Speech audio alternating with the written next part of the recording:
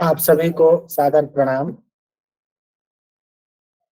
वंशी विभूषित करान्नवनीरदाभात् पीताम्बरादरुणबिम्बफलाधरोष्ठात् पूर्णेन्दुसुन्दरमुखादरविन्दनेत्रात् कृष्णात् परं किमपि तत्त्वमहं न जाने। योऽन्तः प्रविश्य मम वाचमिमां प्रसुप्तां संजीवयत्यखिलशक्तिधरः स्वधाम्ना। अन्यांश्च हस्तचरणश्रवणत्वगादीन् प्राणान्नमो भगवते पुरुषाय तुभ्यम्। प्राणान्नमो भगवते पुरुषाय तुभ्यम्। इस राष्ट्रीय संगोष्ठी में उपस्थित आप सभी विद्वज्जनों का मैं हार्दिक स्वागत एवं अभिनंदन करता हूँ। श्री शंकर शिक्षायतन वैदिक शोध संस्थान नई दिल्ली प्रत्येक महीने की भांति इस महीने के इस राष्ट्रीय संगोष्ठी को समायोजित कराने के लिए आप सभी के समक्ष हम उपस्थित हैं। और आज का यह कार्यक्रम मैं अपने अतिथियों से परिचय कराऊंगा। उसके पूर्व मैं इस कार्यक्रम का विधिवत शुभारंभ करने के लिए श्री लाल बहादुर शास्त्री राष्ट्रीय संस्कृत विश्वविद्यालय के पौरोहित्य विभाग में अतिथि प्राध्यापक के रूप में कार्यरत आदरणीय डॉक्टर मधुसूदन शर्मा जी से मैं निवेदन करूंगा कि आप वैदिक मंगलाचरण से इस कार्यक्रम का शुभारंभ करें। आदरणीय डॉक्टर मधुसूदन शर्मा जी। हरि ओम जाम्मेधान् देवगणाः पितरश्चोपासते तयामामद्या मेधयाग्ने मेधाविनां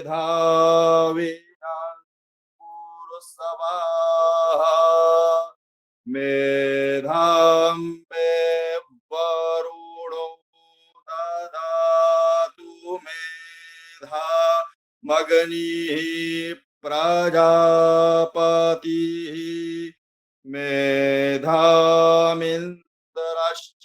वायुश्च मेधां धाता ददातु मे स्वाहा। हरि ओम।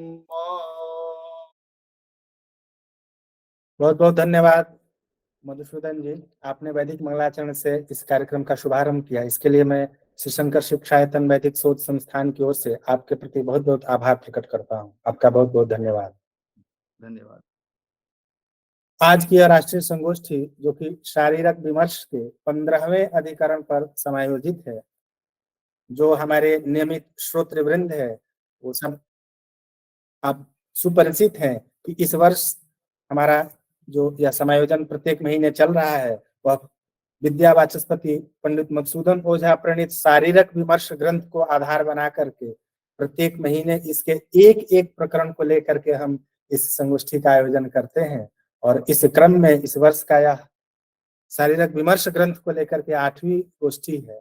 और आज इस 15वें अधिकरण जो कि ईश्वरात्म निरुक्ति नामक प्रकरण है, इस प्रकरण पर हम सभी चर्चा करने के लिए उपस्थित हैं। और आज की यह जो संगोष्ठी है वो आदरणीय गुरुवर प्रोफेसर संतोष कुमार शुक्ल सर की अध्यक्षता में संपन्न होगी। तो मैं आदरणीय सर का हार्दिक स्वागत एवं अभिनंदन करता हूँ।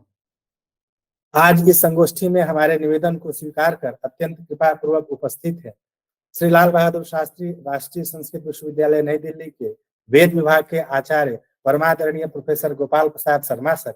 आप विशिष्ट अतिथि के रूप में समुपस्थित है। मैं श्री शंकर शिक्षायतन की ओर से आपके प्रति हार्दिक आभार सहित आपका स्वागत करता हूँ। बहुत बहुत अभिनंदन है सर।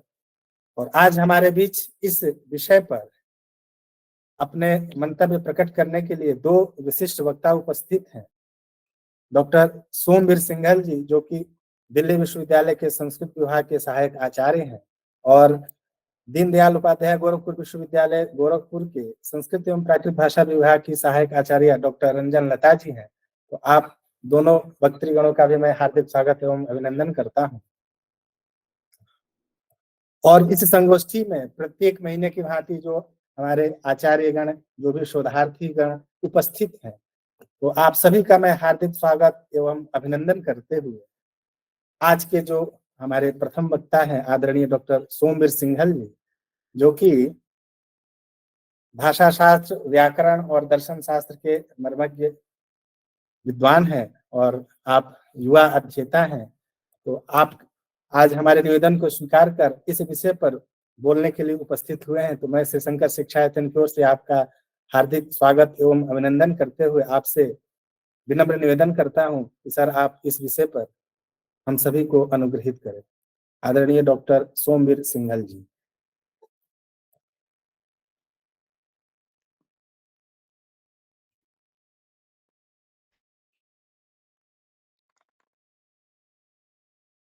मेरी आवाज आ रही है? जी जी जी आ रही है। ओम पावकान सरस्वती वाजेभिर्वाजिनीवती यज्ञं वष्टु धिया वसु। श्री शंकर शिक्षायतन वैदिक शोध संस्थान नई दिल्ली द्वारा पंडित मधुसूदन ओझा कृत शारीरिक विमर्श पर इस राष्ट्रीय संगोष्ठी के अध्यक्ष गुरुवर प्रोफेसर संतोष कुमार शुक्ल जी, विशिष्ट अतिथि प्रोफेसर गोपाल प्रसाद शर्मा जी, विषय के मुख्य वक्ता प्रोफेसर पंकज कुमार व्यास जी, मुख्य वक्ती आदरणीय प्रोफेसर रंजन लता जी, संचालक महोदय डॉक्टर मणिशंकर द्विवेदी जी, संगोष्ठी के व्यवस्थापक और जिन्होंने मुझे इस विषय के लिए प्रेरित किया आदरणीय डॉक्टर लक्ष्मीकांत विमल जी, एवं ऑनलाइन माध्यम से जुड़े हुए सभी श्रोतागण, मैं आप सबको प्रणाम करता हूं, आपका अभिनंदन करता हूं।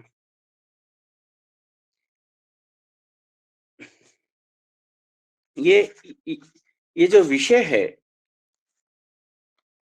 ये इस ग्रंथ पर पंडित मधुसूदन ओझा कृत शारीरिक विमर्श के पंचदश प्रकरण ईश्वर आत्मा का निरूपण, इस विषय पर मैंने जो अध्ययन किया, जो चिंतन किया आदरणीय गुरुजनों के मार्गदर्शन से, ये विषय अत्यंत कठिन है, परंतु जो भी मैंने प्रयास किया अपने चिंतन के साथ मैं आपके सामने उपस्थित करना चाहूंगा। ये जो विषय है, ये पहले तो हम ये जान लें कि ये अत्यंत गंभीर विषय है, इसमें आध्यात्मिकता है, वेदांत के गंभीर विषय हैं। इस ग्रंथ में 16 प्रकरण हैं और इस ग्रंथ का जो इसमें कुछ अलग अलग प्रकरण हैं। ब्रह्म मीमांसा का प्रवृत्ति निमित्त क्या है, वेद तत्व का निर्वचन क्या है, वेद शाखाओं का विभाग कैसे है, आदि प्रकरणों के साथ जो 5-10 प्रकरण है, जो 15वां प्रकरण है, उसका नाम है ईश्वर आत्मा का निरूपण। ये जो विषय है, जब हम चिंतन करते हैं तो व्यक्ति जब पहले तो हम ईश्वर के चिंतन को देखते हैं। जब व्यक्ति बहुत अधिक दुखी होता है, संसार के दुखों से परेशान होता है, उसके अंदर एक जिज्ञासा होती है कि संसार में कोई मेरा साथ दे न दे, परंतु कोई न कोई ऐसी शक्ति है जो मेरा साथ अवश्य देगी।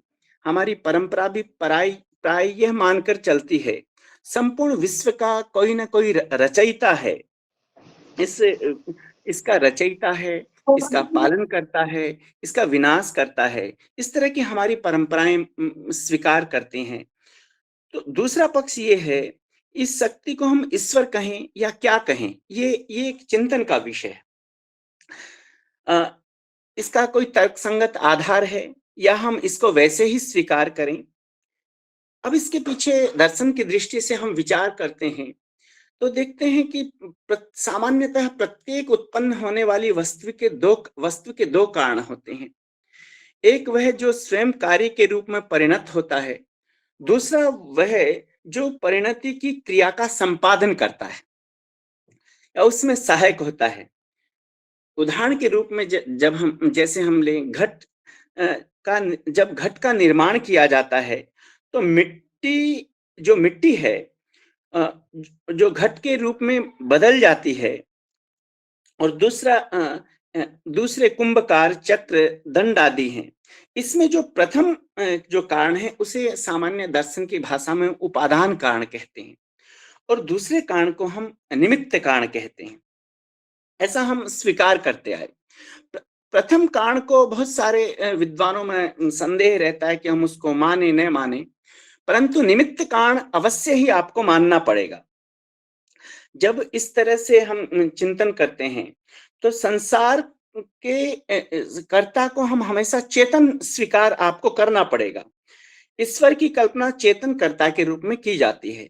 ये विषय मैं ईश्वर को लेकर के इसलिए भी कर रहा हूं क्योंकि जब विषय का प्रारंभ होता है इस 15वें प्रकरण में सबसे पहले वो 3 विषयों को लेकर के चलते हैं। ब्रह्म को लेकर के चलते हैं, ईश्वर को लेकर के चलते हैं और जीव को लेकर के चलते हैं।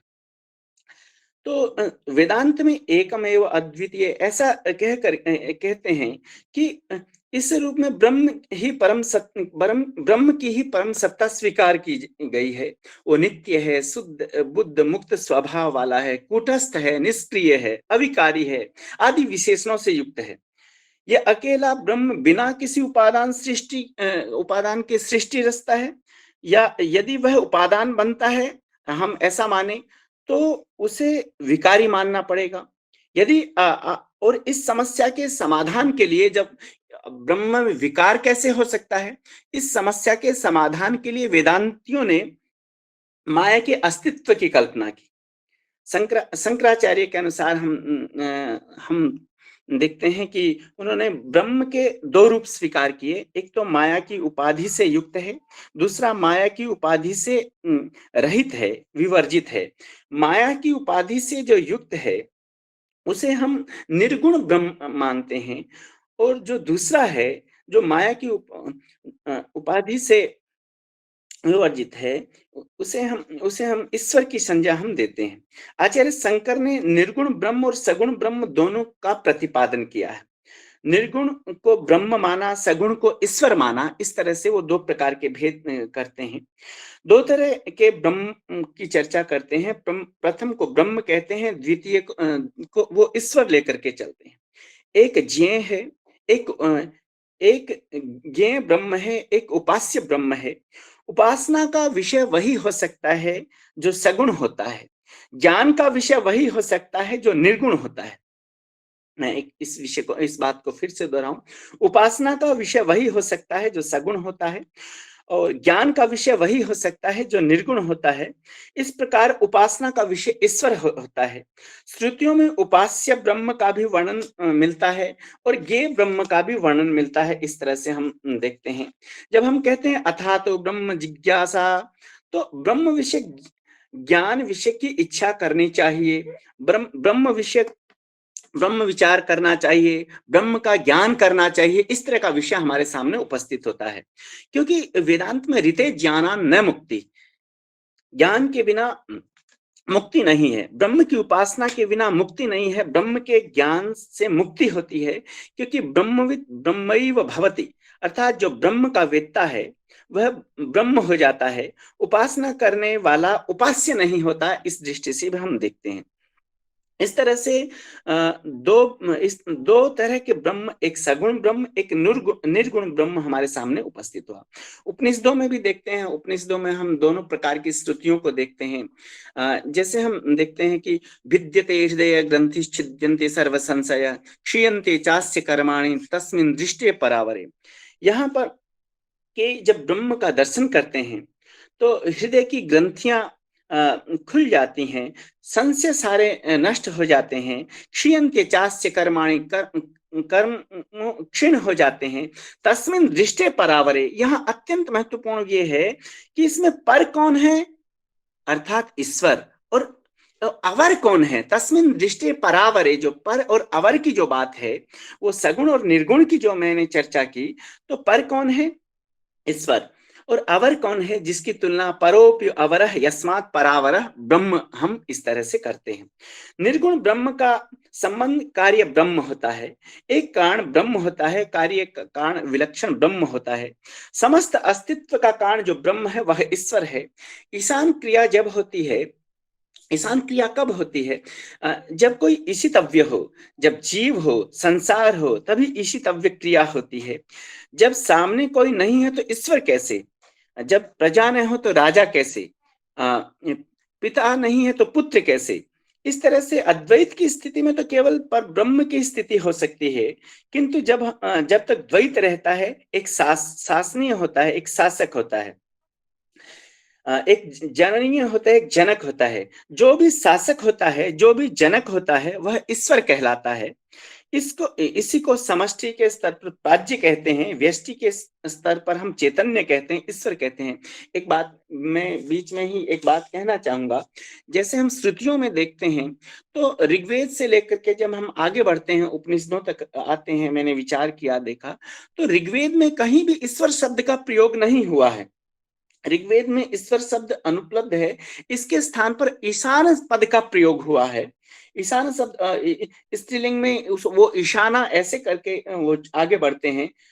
वो बहुत सारे मंत्र हैं, विश्वस्य ईशाना पार्थिवस्य वस्व उषो देव सुभगे युच्य। आगे चल करके पुरुष सूक्त में भी इसका ऐसे प्रयोग हुआ है कि पुरुष एवेदम सर्वम यद भूतम यच्च भाव्यम उता अमृतत्व ईशानो। तो ईशान शब्द का प्रयोग हुआ है ये आगे चल करके अथर्ववेद में ईश्वर शब्द का प्रयोग हुआ है। मामा हिंसु ईश्वरः, इस तरह से बहुत सारे उदाहरण हमारे सामने ऊपर। तम ईश्वराणाम परमम महेश्वरम तम देवतानाम परमम च देवतम। आगे चल करके बहुत सारे उपनिषदों में भी ये हमारे सामने उपस्थित होता है। तो ये है कि जब मैं यहाँ ये बात कहना चाह रहा था कि अद्वैत वेदांत में निर्गुण ब्रह्म भी माना जाता है, सगुण ब्रह्म भी माना जाता है। तो इसको हम इस दृष्टि से देखें कि जब मैं अध्यापक होता हूं तो मैं एक पिता भी हूं। तो पितृत्व मेरे अंदर अक्षुण तरीके से रहता है। जब आप घट होते हैं, जब घट है तो वो मिट्टी भी है, जब नील घट है तो मिट्टी भी है। ऐसे ही सारे संसार को तात्विक दृष्टि से जब देखा जाता है तो वो मिट्टी है। व्यवहारिक दृष्टि से जब देखा जाए तो भिन्न भिन्न वस्तुएं हैं। ब्रह्म एक साथ सगुण भी है और ब्रह्म निर्गुण भी है, इस तरह से हम देखते हैं। क्योंकि ये सगुण और निर्गुण की विवेचना मैंने इसलिए शुरू प्रारंभ में करना आवश्यक समझा, क्योंकि जब आचार्य मधुसूदन ओझा जी आपने इस ग्रंथ में ईश्वर की जब विवेचना करते हैं तो दोनों तरह से विवेचना करते हैं। और जिस तरह से वो विवेचना करते हैं, ईश्वर के स्वरूप को लेकर के, ईश्वर के शरीर को लेकर के विवेचना करते हैं, बहुत सारी स्तुतियां होते हैं। अब एक बात मैं पीछे रामानुज जैसे आचार्य शंकर निर्गुण ब्रह्म की बात करते हैं, सगुण ब्रह्म को वो ईश्वर में रखते हैं। रामानुज आगे चल करके वो सगुण और निर्गुण ब्रह्म को अलग अलग भेद नहीं करते, वो दोनों को एक स्वीकार करते हैं। और वो दोनों को, जब उनके सामने एक प्रश्न उपस्थित होता है कि जब ब्रह्म को सगुण भी माना गया है तो आप निर्गुण क्यों कहते हैं?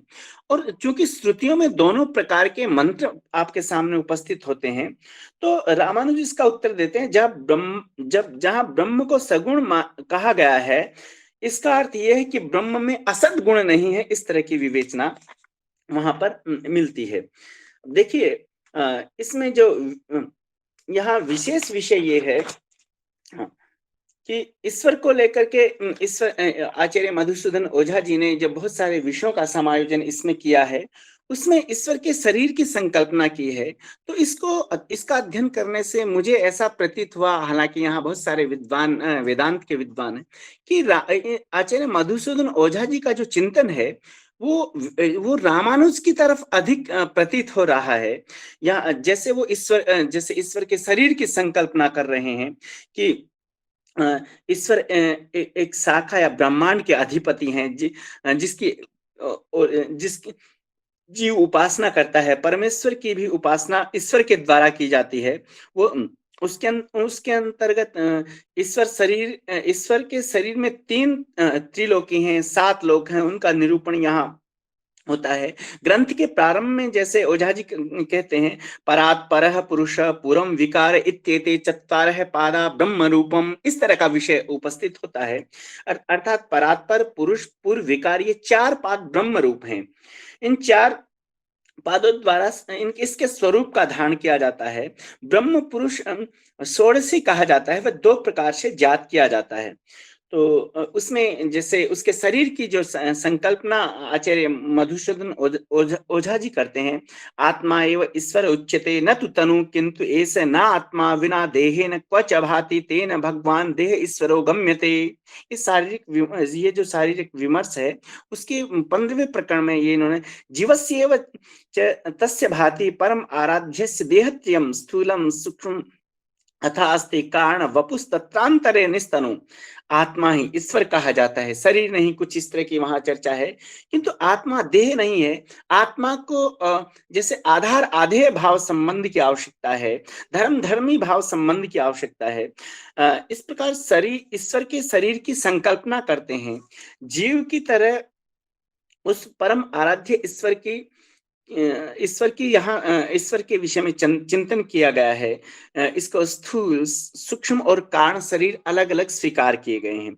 अनंत लोकों की चर्चा के साथ पृथ्वी की चर्चा करते हैं।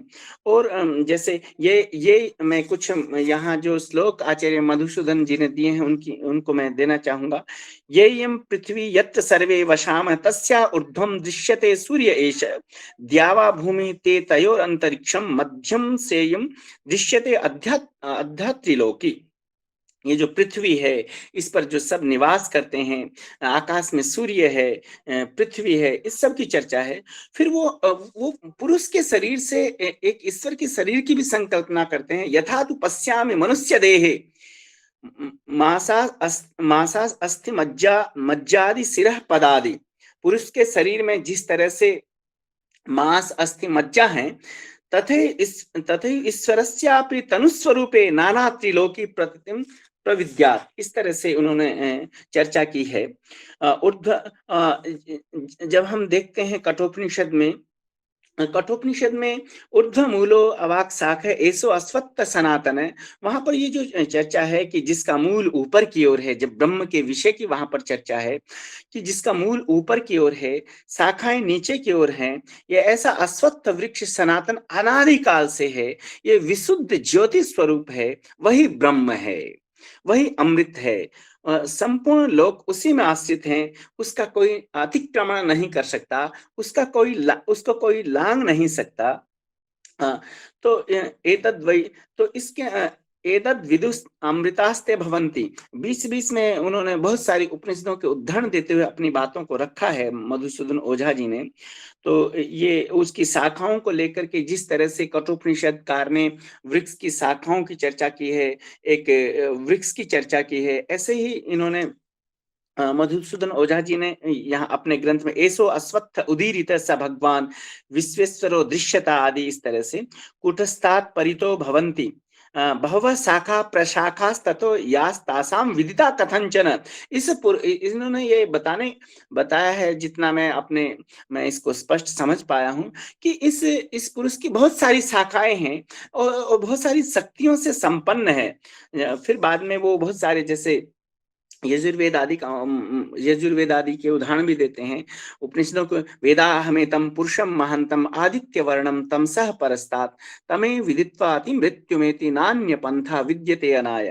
तो कहते हैं कि भाई देखिए, उसी को मैं वेदाहमेतम पुरुषम महांतम, मैं उस महान पुरुष को जब जानता हूं, उसी को जान करके मृत्यु से, संसार से पार हो सकता हूं। ऐसा दूसरा कोई भी रास्ता नहीं। फिर जिस प्रकार यथेव बिंब मृदयोप्लिप्तम तेजोमयम भ्राजते तत्सुधातम। और एक वो व्यक्ति को आचार्य मधुसूदन जी इन अपने उसमें पद्य में और ये बताते हुए कहते, जिस प्रकार मृत्तिका से मलिन बिंब, सोने या चांदी का जो टुकड़ा होता है, वो साफ कर देने पर तेजोमय हो जाता है, चमकने लगता है, उसी प्रकार देहधारी जीव आत्म तत्व का साक्षात करते हैं। और यहाँ उन्होंने यदा आत्म तत्वेन तु ब्रह्म तत्वम दीपो युक्त प्रपश्येत आदि आदि इन्होंने दिया है। तो जिस समय योगी दीपक के समान प्रकाश स्वरूप आत्म भाव से ब्रह्म तत्व का साक्षात करता है, उस समय उस अजन्मा निश्चल समस्त तत्वों से विशुद्ध देव को जानकर संपूर्ण बंधनों से मुक्त हो जाता है। यहाँ पर एक प्रकरण और है, जैसे भगवान श्री कृष्ण गीता में कहते हैं, अर्जुन पूछता है कि मैं युद्ध करूं या मैं योगी बन जाऊं, तो वहां पर ये संबंध तो वो कहते हैं कि आप मुझे यथार्थ योगी की स्थिति बताइए। तो मधुसूदन ओझा जी उन्हीं विशेष यथार्थ योगी के चित्रण को भी प्रस्तुत कर रहे हैं। गीता में जिस तरह से आपूर्यमाणम अचल प्रतिष्ठम समुद्रमापः प्रविशन्ति यद्वत् तद्वत् कामा यम प्रविशन्ति सर्वे स शान्तिमाप्नोति न काम कामी, जिस तरह से आपूर्यमाणम अचल प्रतिष्ठम समुद्रमापः प्रविशन्ति यद्वत्, जिस तरह से भरे पूरे समुद्र में नदियां समा जाती हैं और सागर अपनी सीमाओं को नहीं लांघता, अर्जुन को उपदेश दे रहे हैं। इसी प्रकार से हे अर्जुन, जिसके अंदर संसार की सभी कामनाएं और वासनाएं समा जाएं, जो अपनी सीमाओं को न लांघे, वास्तव में वो योगी है। तो इस तरह से यहाँ पर अजम ध्रुवम सर्वतत् तो जात्वा देवम मुच्यते सर्वपाशै, इस तरह से बहुत सारे उदाहरणों के साथ वो उदाहरण देते हैं। फिर उन्होंने बहुत उपनिषदों के न तत्र सूर्यो भाति न चंद्र तारकम नेमा विद्युतो भाति कुतोयम अग्नि, इन मंत्रों की व्याख्या के साथ, इनकी चर्चा के साथ अपने उदाहरण रखे हैं। तमेव भान्तम अनुभाति सर्वम तस्य भाषा सर्वमिदं विभाति। तो बहुत सारे इन्होंने उदाहरण दिए। यस्मात् परम ना परम अस्ति किंचित, तस् यस्मान् नाणियो न ज्यायो अस्ति किंचित वृक्ष इव स्तब्धो दिवि। तो यहाँ ये प्रकरण बहुत विस्तृत है, और इसमें जो मैं एक विषय को देख पाया उसमें ये है कि इन्होंने एक ईश्वर के शरीर की संकल्पना की है, और जैसे जैसे मनुष्य का शरीर है और ईश्वर का शरीर किस तरह से किस अवस्था में कैसे बदलता है, किस तरह से स्वरूप होता है, सगुण और निर्गुण ब्रह्म की चर्चा की है। तो मैं अपने मतलब कुछ अध्ययन के आधार पर आपके सामने ये विषय रख पाया। तो मैं आप सबका बहुत बहुत आभारी हूँ, विशेषकर जो विमल जी ने मुझे इस विषय के लिए मुझे प्रेरित किया। इस कार्यक्रम में बहुत सारे वेदांत के विद्वान हैं। मैंने ये सीखने का और बोलने का प्रयास किया है। मैं कोई त्रुटि रही होगी तो मैं चाहूंगा कोई मेरा मार्गदर्शन मुझे मिले। आदरणीय मेरे गुरुवर संतोष शुक्ल जी भी हैं। तो मैं आप सबका बहुत बहुत आभार धन्यवाद करते हुए अपनी वाणी को विराम देता हूँ। बहुत बहुत आभार। बहुत बहुत धन्यवाद आदरणीय सोमवीर जी। आपने जैसे कहा कि यह जो प्रकरण है वह बहुत विस्तृत प्रकरण है, और आपने सार तत्व रूप में ही जो प्रारंभिक जो विषय है, जैसा कि आपने कहा कि षोडशी प्रजापति से चर्चा होती है, और आदरणीय ओझा जी शुरू भी करते हैं कि परात्पर, पुरुष, पुर और विकार, ये चार जो है ये चतुष्पाद कहलाते हैं ब्रह्म के, और इन्हीं चार से फिर आगे षोडशी प्रजापति की कल्पना होती है। और अन्यत्र ओझा जी ने अव्यय, अक्षर, क्षर के रूप में इन तीन से इनकी पांच कलाएं, 5-5, 15 और एक प्रजापति को लेकर के षोडशी पुरुष होता है, फिर उसे समग्र सृष्टि होती है। उसमें इस प्रकरण में इन्होंने इसी में से जो मायुक, जैसे कि आपने चर्चा भी की, जो माया से उपहित जो ब्रह्म का एक भाग होता है, जैसे कि हम लोग वेदांत में भी पढ़ते आए हैं, तो उसको ईश्वर कहते हैं। और उस ईश्वर का इसमें अन्य बहुत ही रोचक निरूक्तियां हैं। तो आपने संक्षेप में ही बहुत ही अच्छा विवेचन प्रस्तुत किया। मैं श्री शंकर शिक्षायतन की ओर से आपके प्रति बहुत बहुत आभार प्रकट करता हूँ। बहुत बहुत धन्यवाद सोमवीर जी। अब मैं आज के द्वितीय वक्ता, जो कि दीनदयाल उपाध्याय गोरखपुर विश्वविद्यालय के संस्कृत विभाग की सहायक आचार्य है, डॉक्टर रंजन लता जी से मैं निवेदन करता हूँ कि आप इस विषय पर अपना व्याख्यान प्रस्तुत कर हम सभी को अनुग्रहित करें। आदरणीय डॉक्टर रंजन लता जी। सभी को मेरा प्रणाम। मेरी आवाज आप तक पहुंच रही है? जी जी।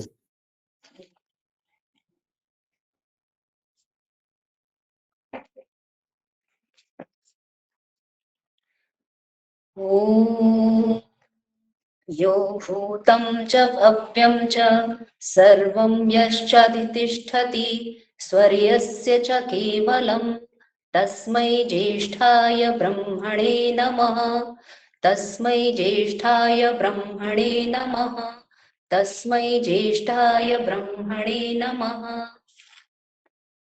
परमपिता परमेश्वर को प्रणाम निवेदित करते हुए श्री शंकर शिक्षायतन वैदिक शोध संस्थान नई दिल्ली द्वारा समायोजित शारीरक विमर्श संबंधी राष्ट्रीय संगोष्ठी में मैं रंजनलता, संस्थान के अध्यक्ष आचार्य प्रवर संतोष कुमार शुक्ल जी, संस्थान की मूलाधारा रेणुका जी, संस्थान में कार्यरत अन्य समस्त अत्यंत ही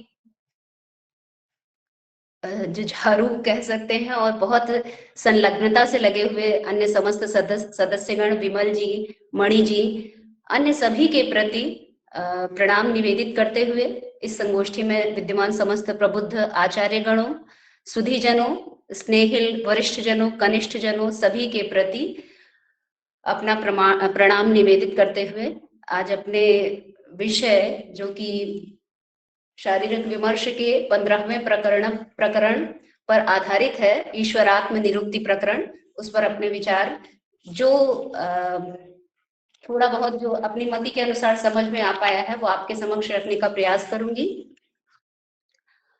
ये तो सत्य है कि अनंत पारम किल शब्द शास्त्रम अल्पश्च कालो बहु विघ्नता च सारम ततो ग्राह्यम अपास्य फल्गु हंसो यथा क्षीरमिव अम्बु मध्यात्।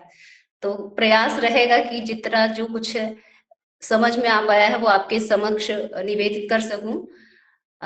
मेरे से पूर्व वक्ता आचार्य प्रवर सोमवीर जी ने इसकी भूमिका स्वरूप वैदिक ग्रंथों में जिन जिन बातों को कहा गया है, ब्रह्म से संबंधित, ईश्वर से संबंधित जिन बातों को यहाँ निवेदित किया जा चुका है, प्रयास ही रहेगा कि उन बातों की पुनरुक्ति ना हो पाए और सीधे मधुसूदन ओझा जी का जो मंतव्य है वो आपके समक्ष प्रस्तुत कर सकूं।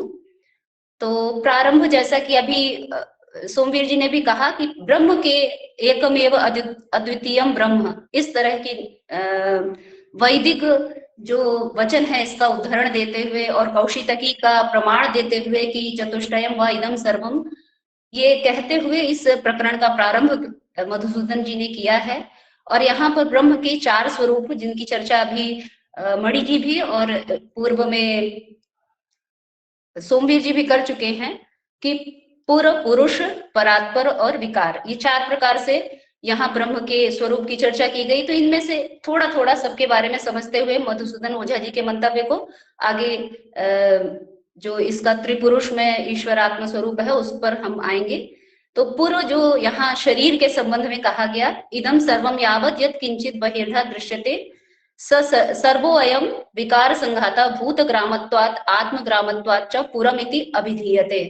ये सारा संसार उस ब्रह्म का संघात रूप पुर या शरीर है और इस पुर या शरीर के भी 3 रूप में आत्ममय, देवतामय और भूतमय 3 प्रकार से इनका वर्णन किया गया है। और इन तीनों पुर के ही भीतर प्रविष्ट होने वाला जो प्राण है अर्थात पुर का जो वासी है, उसी के वासी होने के कारण ही इसको पुरुष कहा जाता है। जो दूसरा इसका ब्रह्म का स्वरूप है पुरुष जो है वो भी 3 प्रकार से यहाँ वर्णित किया गया है, क्षर, अक्षर और अव्यय। क्षर जो है उसके बारे में कहा गया है कि सर्वेषां विकार संघाता नाम उपादान कारणम।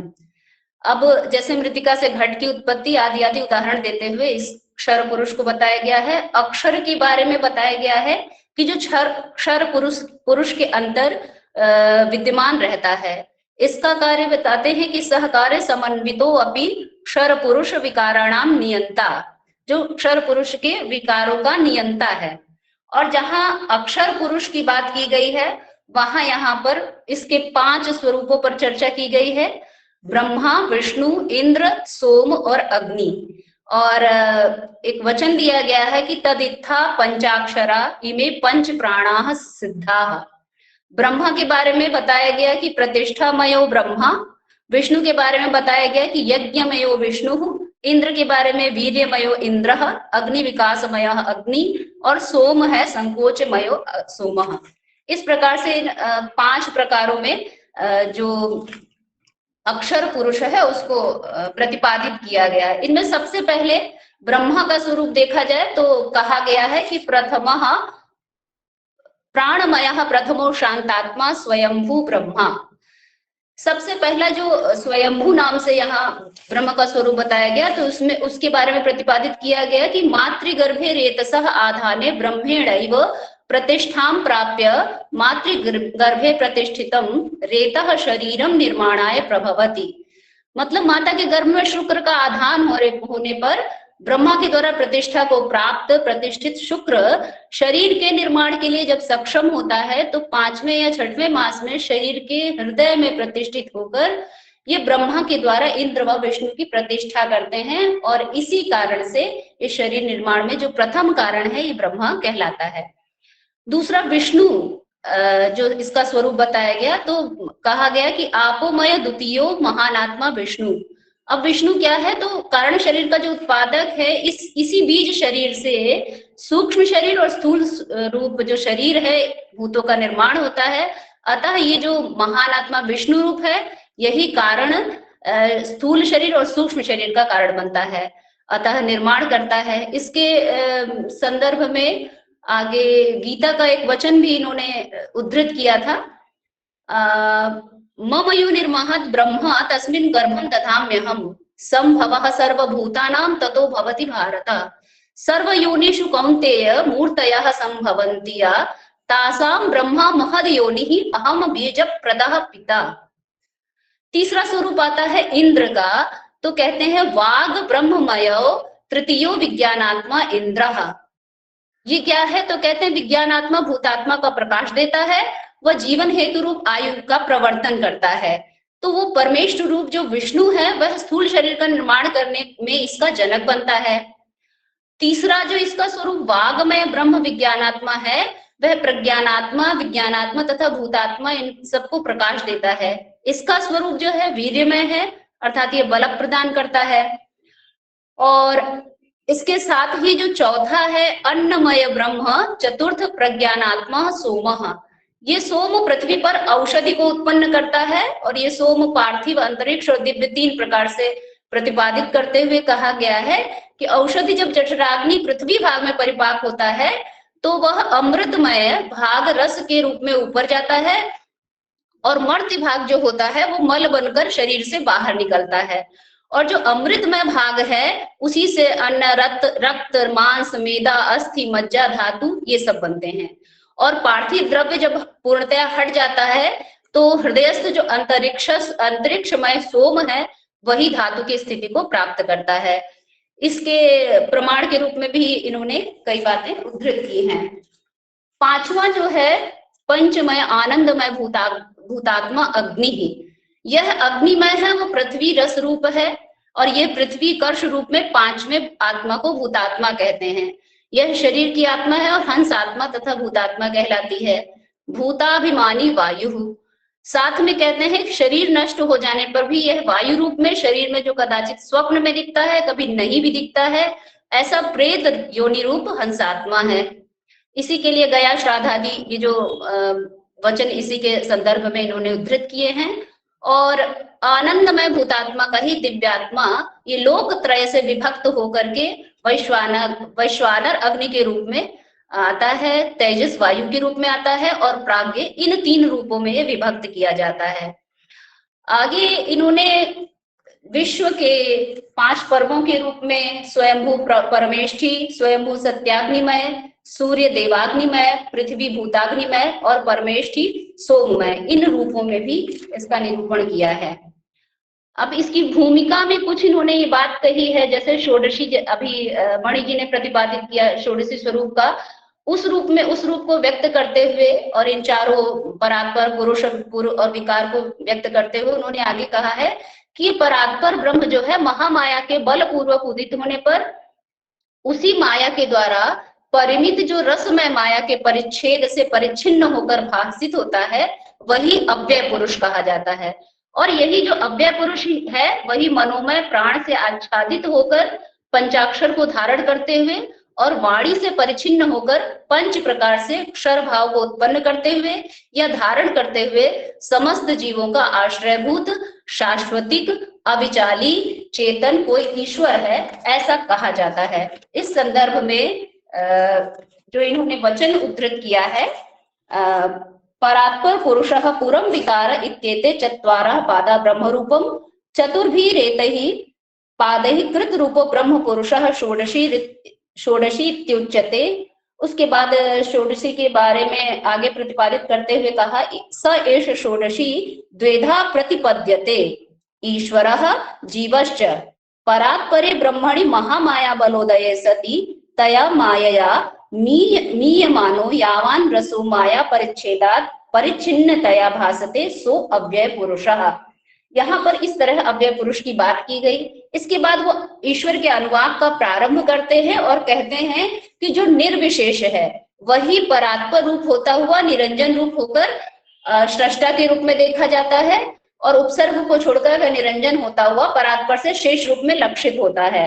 यो निर्विशेषः स परात्परो भवन निरंजनः सन्नुपसृष्ट ईक्षते हित्वोपसर्गम स निरंजनो भवन परात्परः शिष्यत एव लक्ष्यते।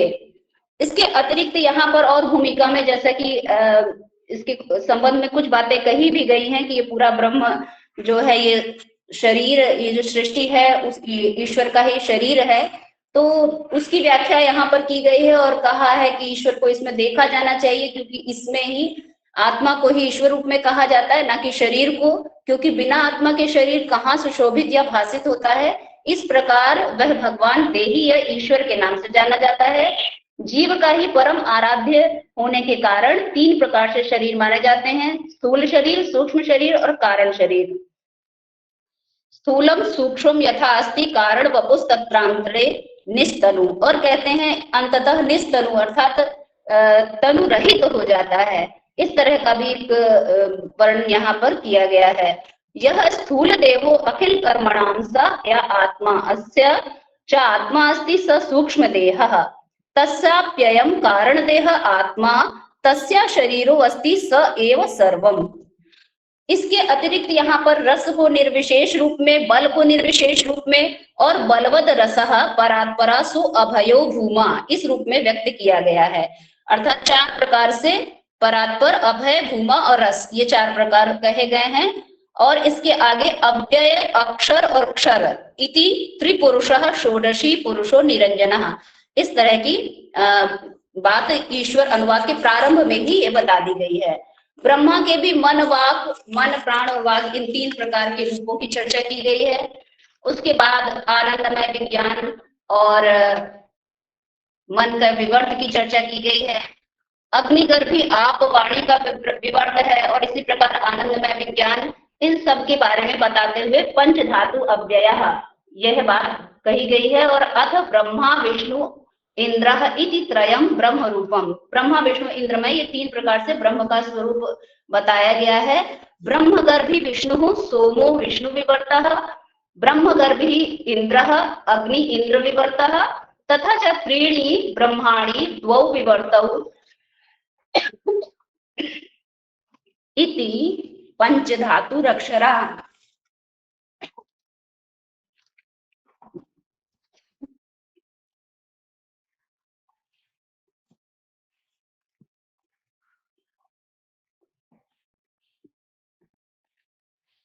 इस भूमिका के पश्चात अनंत लोक के आलंबन स्वरूप त्रिपुरुष का जो आत्मत्व है उसका स्वरूप बताते हुए इन्होंने कहा है कि येयम पृथ्वी यत्र सर्वे वसामि तस्या ऊर्ध्वं दृश्यते सूर्य एषः द्यावा भूमिते तयोर अंतरिक्षम मध्यम सेयम दृश्यते अर्धा त्रिलोकी।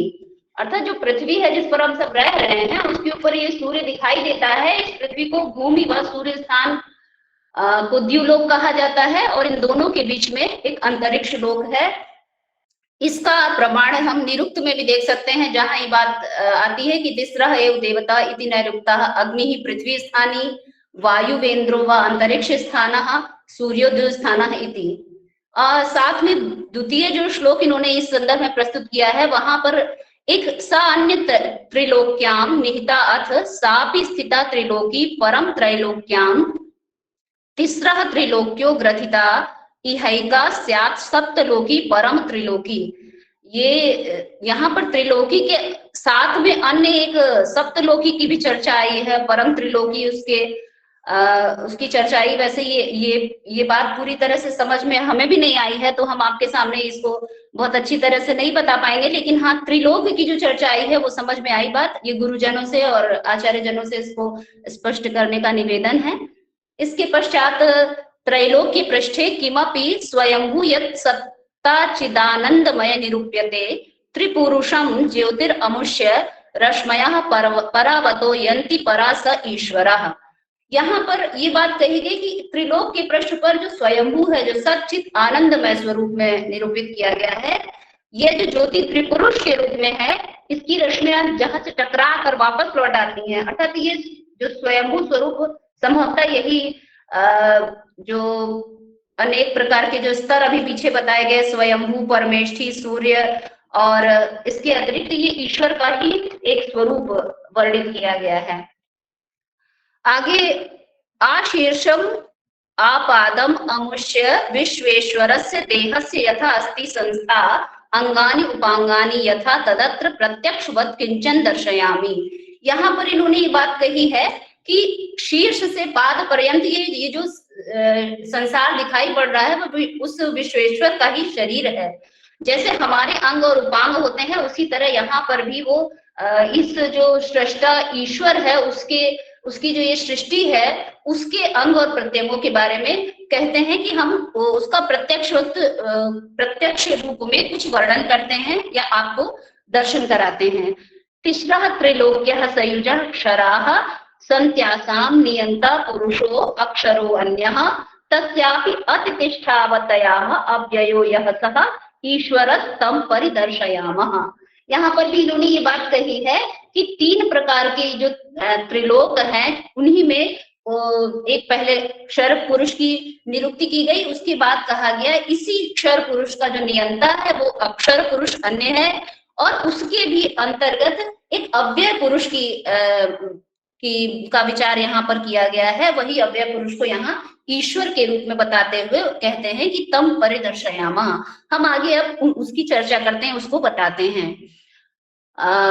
महात्रिलोक्य अंतरस त्रिलोकी तस्याम त्रिलोकी पुनरंतरस्ति ब्राह्मी त्रिलोकी परमा अथ मध्या सा पारमेष्ठ अस्ति इयमैन्द्री।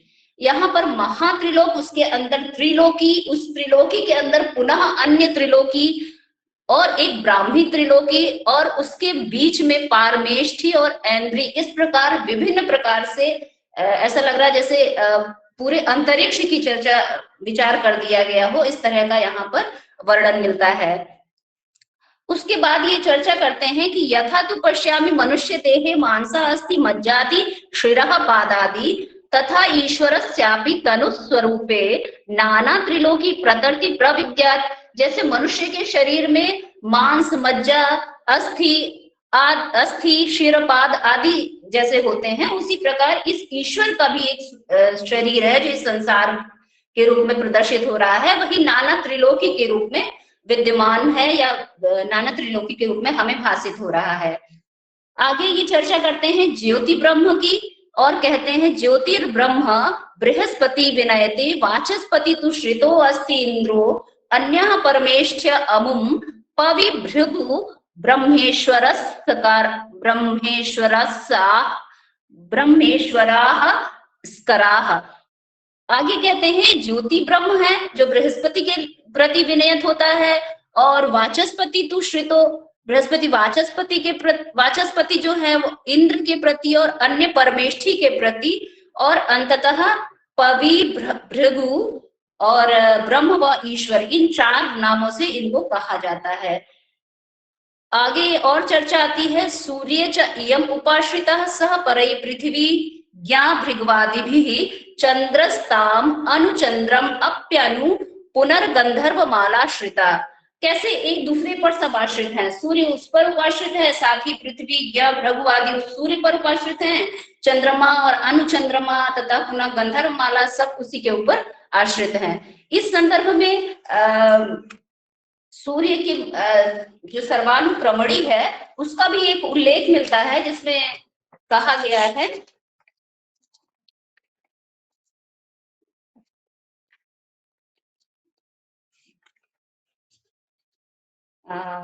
एक महानात्मा वेदे स्तूयते स सूर्य इति व्याचक्षते, एकैक देवता स्तूयते आदित्य इति च। आदित्यो व अस्तम गच्छन् अग्नावनु प्रविशति, अग्नेर आदित्यो जायते। जैसे ऐसा प्रतीत होता है जैसे वही जो अग्नि है, जो सूर्य है, वही अग्नि के रूप में परिवर्तित हो जाता है। इसी प्रकार यहाँ पर सर्वानुक्रमणी में कात्यायन ऋषि सूर्य के विविध 12 आदित्य 12 नामों की चर्चा करते हैं। तो वहां पर बताते हैं कि सूर्य जो है उसी आदित्य का, सूर्य का दिवस में जब दिन भर रहता है तो उसका नाम सूर्य हो जाता है, जब रात्रि में होता है तो वरुण हो जाता है, रात्रि की समाप्ति पर जब अल्प अंधकार रहता है तो उसका नाम सविता हो जाता है, जब वो अंधकार नष्ट हो जाता है तो उसी का नाम आश्विन हो जाता है, जब सूर्योदय से पूर्व जब वो लाल लाल रंग का होता है तो उसका नाम पूषा हो जाता है, जब उदित मात्र होता है तो उसका नाम भग हो जाता है, मध्याह्न में उसी का नाम विष्णु हो जाता है, और अस्त होने पर वही अग्नि के रूप में, और अग्नि पुनः उसी सूर्य में फिर से समाहित हो जाती है।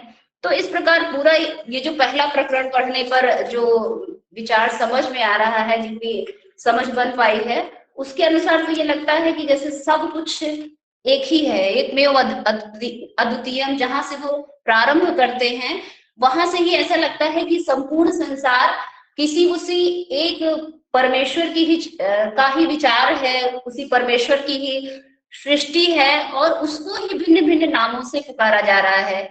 जैसे हम मिट्टी का कोई पात्र बनाते हैं तो उसमें सब में मिट्टी समाहित है, चाहे वो छोटा सा कोई कुल्हड़ हो या अन्य कोई पात्र हो, लेकिन सब में जो समाहित है मूल रूप में वो तो मिट्टी ही है।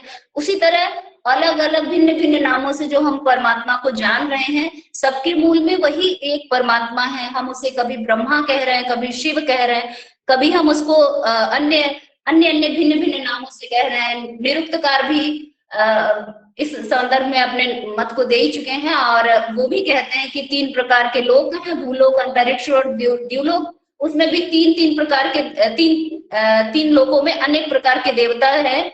वो कहते हैं अग्नि, आप, पृथ्वी और सोम, ये भूलोक के देवता हैं। अंतरिक्ष में इंद्र, मरुत, आपान, पात और पर्जन्य अंतरिक्ष लोक के देवता, और द्युलोक में सूर्य, मित्र, वरुण, द्यु, पूषा, सविता, आदित्य, अश्विनी कुमार, भगुषा आदि ये द्युलोक के देवता आदि कहते हैं। इनमें ये भी बात जब आगे इस संदर्भ में बात आती है तो यहाँ पर चर्चा आती है कि इनमें प्रत्येक लोक का एक देवता प्रधान है। जैसे भूलोक का एक देवता प्रधान तो अग्नि को माना गया, और अंतरिक्ष लोक का एक देवता प्रधान इंद्र को माना गया, और द्युलोक का एक प्रधान देवता सूर्य को माना गया। तो अन्य जितने भी देवताओं के नाम हैं उन्हीं की अभिव्यक्तियां हैं, तथा इन तीनों देव के भिन्न भिन्न कर्म और भिन्न भिन्न विशेषण हैं। अन्य देव के नाम करण के अनुसार इनका प्रयोजन है। अग्नि के विशेषण भेद से या कार्य भेद से देखा जाए तो वैश्वानर, जातवेदा, नाराशंस, सुसमिद्ध, तनुनपात आदि अनेक अनेक नाम मिलते हैं। वायु से मातरिश्वा, इंद्र, रुद्र, अपानपात आदि अनेक देवों के नाम, सूर्य से भी आदित्य, विष्णु, मित्र, वरुण, पूषा, भग, उषा, सविता आदि नाम उत्पन्न हुए। और इस संदर्भ में यास्क मुनि ऋग्वेद का प्रमाण भी देते हैं। सूर्योनु दिवस पातु वातो अंतरिक्ष अग्ना पार्थिवेभ्यः। इसका मतलब यहाँ पर भी ऋग्वेद में भी सभी नाम न उल्लेखित करके 3 नाम उल्लेखित करके ऐसा बताया गया है जैसे ये मुख्य रूप में यही प्रतिपादित है भिन्न भिन्न लोगों के अनुसार। और आचार्य मधुसूदन ओझा जी को भी अगर हम पढ़ते हैं तो यहाँ पर भी पूरा जो विवरण इनका आता है उसको देखने से ऐसा ही प्रतीत होता है कि ये जो इन्होंने समष्टि या व्यक्ति के रूप में जो चित्रित किया है, जहाँ स्वयंभू को वो वांगमय और परमेष्ठी को आपोमय, सूर्य को अमृताग्निमय या अन्य मर्त्याग्नि स्तर पर, अन्य भिन्न भिन्न स्तर पर अनेक प्रकार से जो प्रतिपादित कर रहे हैं, उन सब के मूल में कहीं ना कहीं वो भी एक परम पिता परमेश्वर को मानते हैं और उसका ही ये संसार जो है उस ब्रह्म का विवर्त मात्र है। और जो वेदांत की परिभाषाएं हैं, जो वेदांत की जो बातें हैं, उसका भी जैसे लगता है मूल यहाँ स्पष्ट हो जाता है। चूंकि गोरखपुर से संबंधित हूँ तो एक गोरख शब्दी के साथ अपनी इस बात को विराम देने का प्रयास करूंगी, जहां पर इसी ब्रह्म के एक स्वरूप को बड़ी सरल भाषा में कहा गया है कि बसती न शून्यम शून्यम न बसती अगम अगोचर ऐसा, गगन शिखर मही बालक बोले ताका नाव धरहुगे कैसा। Neither the manifesting nor emptiness, neither emptiness nor the manifesting, not known, not perceived, so high in the firmament, the child speak, who can name him? तो इसमें भी एक जैसा लगता है कि एक ऐसे परब्रह्म अगम अगोचर की बात की गई है जिसको भिन्न भिन्न नामों से प्रतिपादित किया गया है, और उसी के एक स्वरूप ईश्वर की चर्चा आप सबके समक्ष जितनी मति और जितनी क्षमता समझ में आया वो आपके समक्ष प्रतिपादित किया। इसमें अगर कुछ विशेषता समझ में आई हो तो वो सब मेरे गुरुजनों की देन है, और जो त्रुटियां हैं हुई हो उसके लिए क्षमा प्रार्थी हो, वो सारी त्रुटियां मेरी स्वयं की हैं। बहुत बहुत धन्यवाद। बहुत बहुत धन्यवाद रंजन लता जी, आपने बहुत ही सुंदर प्रस्तुति यहाँ दी है और जितने संक्षेप शब्दों में आपने सार रूप में इस विषय का सार प्रस्तुत किया है उसके लिए आप धन्यवादार हैं और आपको बहुत बहुत धन्यवाद। और शंकर शिक्षायतन के ओर से आपके प्रति आभार भी प्रकट करते हैं, क्योंकि जब हम आपको निमंत्रित करते हैं तो आप हमारे निमंत्रण को स्वीकार कर और निवेदन स्वीकार करके एक अच्छा जो है व्याख्यान प्रस्तुत करती हैं बहुत ही मेहनत से। आपने जैसे कहा अभी बीच में बहुत सारी बातें हुई और त्रिलोकी की बात आई। अभी हमने त्रिलोकी की चर्चा कर रही थी आप, तो त्रिलोकी वस्तुतः जिस अव्यय अक्षर और क्षर की बात आपने की, जो सोची प्रजापति के रूप में जिस अक्षर की जो 5 कलाएं ब्रह्मा विष्णु इंद्र सोम और अग्नि की जो चर्चा की आपने, तो इसमें क्या है कि यही ब्रह्मा विष्णु इंद्र सोम और अग्नि जो है, ब्रह्मा को स्वयंभू कहा है ओझा जी ने, विष्णु परमेष्ठी कहलाया है, इंद्र ही सूर्य है, सोम चंद्रमा है और अग्नि जो है पृथ्वी है। और इन्हीं पांचों से 3-3 का क्रम बनता है, जिससे जो 3 त्रिलोकियां हैं जिसको रोदसी क्रंदसी और संयति कहा गया है। तो रोदसी में जो है वह त्रिलोकी का जो पहला हिस्सा है वह रोदसी कहलाता है। और जो यह जैसा हम जानते हैं कि यह पृथ्वी जो लोक है और एक द्युलोक है, द्यावा और पृथ्वी, तो द्युलोक और जो द्युलोक है और जो पृथ्वी लोक है, इनके बीच में एक लोक है जिसको हम अंतरिक्ष लोक कहते हैं। तो ये 3-3 का जो क्रम है, इन्हीं ये तीनों ही क्रंदसी संयति और रोदसी, इन तीनों में इन का क्रम बनता है।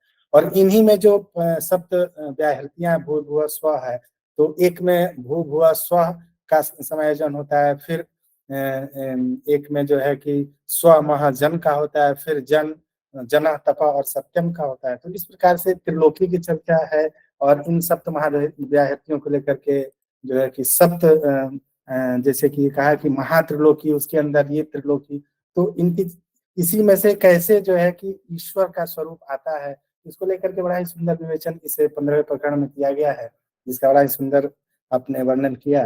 तो इसके लिए मैं बहुत बहुत धन्यवाद देता हूँ।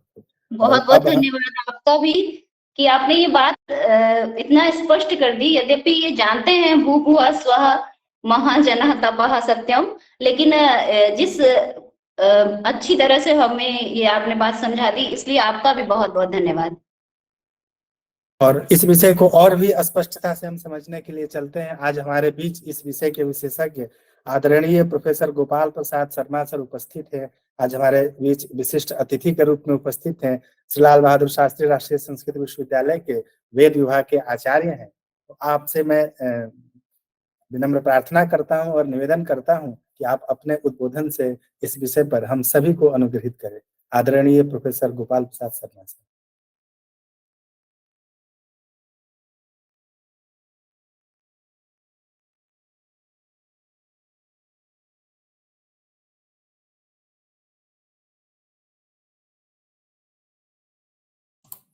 सर आवाज नहीं आ रही आपकी।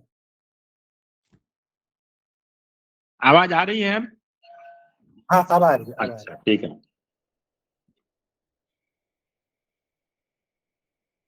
ओंकार प्रौढ़मूलः क्रमपदसहितश्छन्दविस्तीर्णशाखः ऋक्पत्रस्तामपुष्पो यजुरधिकफलोऽथर्वगन्धं दधानः यज्ञच्छायासमेतो द्विजमधुपगणैः सेव्यमानः प्रभाते सायं मध्ये त्रिसन्ध्यं सुचरितचरितः पातु नो वेदवृक्षः।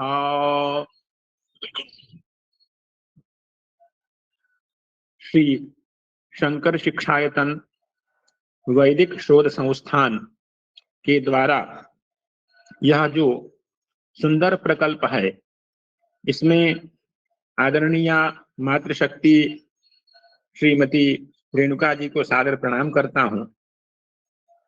आज के इस कार्यक्रम के अध्यक्ष आदरणीय भाई साहब प्रोफेसर संतोष कुमार शुक्ल जी को सादर प्रणाम करता हूं। आज के मुख्य वक्ता प्रोफेसर पंकज कुमार व्यास, विभागाध्यक्ष व्याकरण विभाग, राष्ट्रीय संस्कृत विश्वविद्यालय तिरुपति, और आज के जो दो मुख्य वक्ता थे, डॉक्टर सोमवीर सिंघल जी, संस्कृत विभाग, दिल्ली विश्वविद्यालय के सहायक आचार्य। आपने सगुण निर्गुण ब्रह्म के विषय में बहुत सी बातें, बहुत से विचार प्रस्तुत किए, और आज की द्वितीय वक्त्री डॉक्टर रंजन लता जी, संस्कृत एवं प्राकृत भाषा विभाग में सहायकाचार्य, दीनदयाल उपाध्याय गोरखपुर विश्वविद्यालय। आपने आज अव्यय पुरुष, स्थूल सूक्ष्म कारण शरीर इत्यादि की विशद चर्चा की। आज के इस कार्यक्रम में कुशल संचालक की भूमिका में विद्यमान डॉक्टर मणिशंकर द्विवेदी जी और डॉक्टर लक्ष्मीकांत विमल जी, वरिष्ठ शोध के जो कार्यभार को संभालते हैं,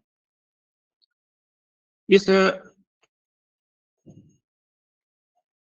शोध संस्थान द्वारा, श्री शंकर शिक्षायतन वैदिक शोध संस्थान द्वारा जो यह संगोष्ठी हो रही है, इसमें विद्यमान सभी विद्वत जन, सुधी जन, सभी सज्जनों और शोध छात्रों, सभी सज्जनों, सभी को सादर यथा योग्य नमस्कार।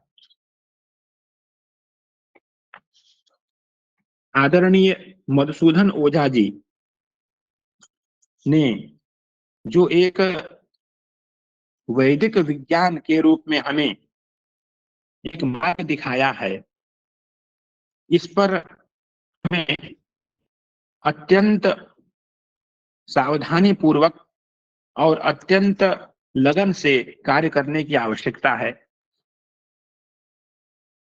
जगत गुरु रामानंदाचार्य राजस्थान संस्कृत विश्वविद्यालय में पंडित मधुसूदन ओझा शोध पीठ है। इसी प्रकार से जोधपुर विश्वविद्यालय में पंडित मधुसूदन ओझा शोध प्रकोष्ठ है, जहां से व्योमवाद और वर्ण समीक्षा इत्यादि ग्रंथ प्रकाशित हैं। राजस्थान प्राच्य विद्या प्रतिष्ठान भी आदरणीय ओझा जी के जो ग्रंथ हैं उन पर कार्य कर रहा है, जहां से पथ्या स्वस्ति और महर्षि कुल वैभवम इत्यादि ग्रंथ प्रकाशित हैं। इसके साथ साथ अन्य भी संस्थाएं हैं जो कि विद्या वाचस्पति मधुसूदन ओझा जी के जो ग्रंथ हैं, जो उनकी विचार सरणी है, उस पर बृहत कार्य कर रहे हैं। लेकिन वर्तमान में जो श्री शंकर शिक्षायतन वैदिक शोध संस्थान नई दिल्ली है, यह अहर्निश ओझा जी का जो साहित्य है उस पर चिंतन, मनन, आलोडन, विचार विमर्श विद्वानों को बुला करके यह संस्था कर रही है। यह एक बहुत बड़ा उपकार है वेद के अनुसंधान के क्षेत्र में। हमारे जो ग्रंथ हैं वेद, यह अत्यंत दुरूह हैं।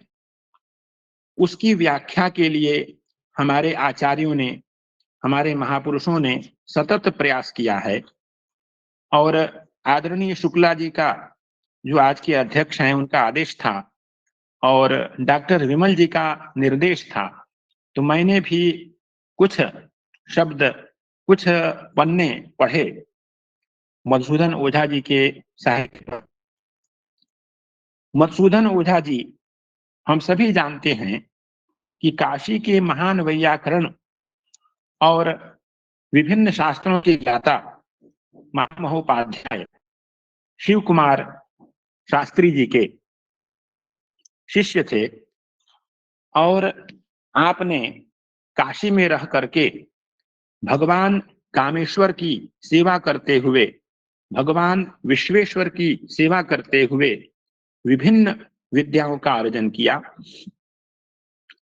जब हम देखते हैं काशी की पांडित्य परंपरा आचार्य बलदेव उपाध्याय जी के द्वारा विरचित है, उसमें हम ओझा जी का जो प्रकरण है उसको देखते हैं तो वहां उन्होंने आचार्य बलदेव उपाध्याय जी, जो कि इस शताब्दी के 20वीं विगत शताब्दी के बहुत बड़े विद्वान थे, आपने अनेक ग्रंथों का प्रणयन किया।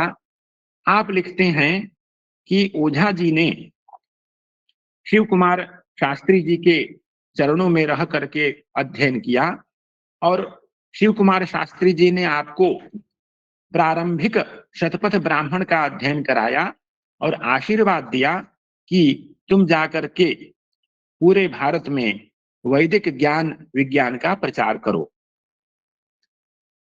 हम केवल ओझा जी के ग्रंथों तक ही सीमित न रहें, बल्कि ओझा जी के बारे में हमारी जो विद्वत मंडली है उसने क्या कहा है, इसे भी हमें देखना आवश्यक होगा, प्रासंगिक होगा। काशी से विद्वत चरित पंचकम ये पुस्तक छपी है संपूर्णानंद संस्कृत विश्वविद्यालय, जो कि तत्कालीन गवर्नमेंट संस्कृत कॉलेज के नाम से प्रख्यात यह विश्वविद्यालय था। सन 1928 में नारायण शास्त्री खिस्ते जी ने एक पुस्तक प्रकाशित की है विद्वत चरित पंचकम।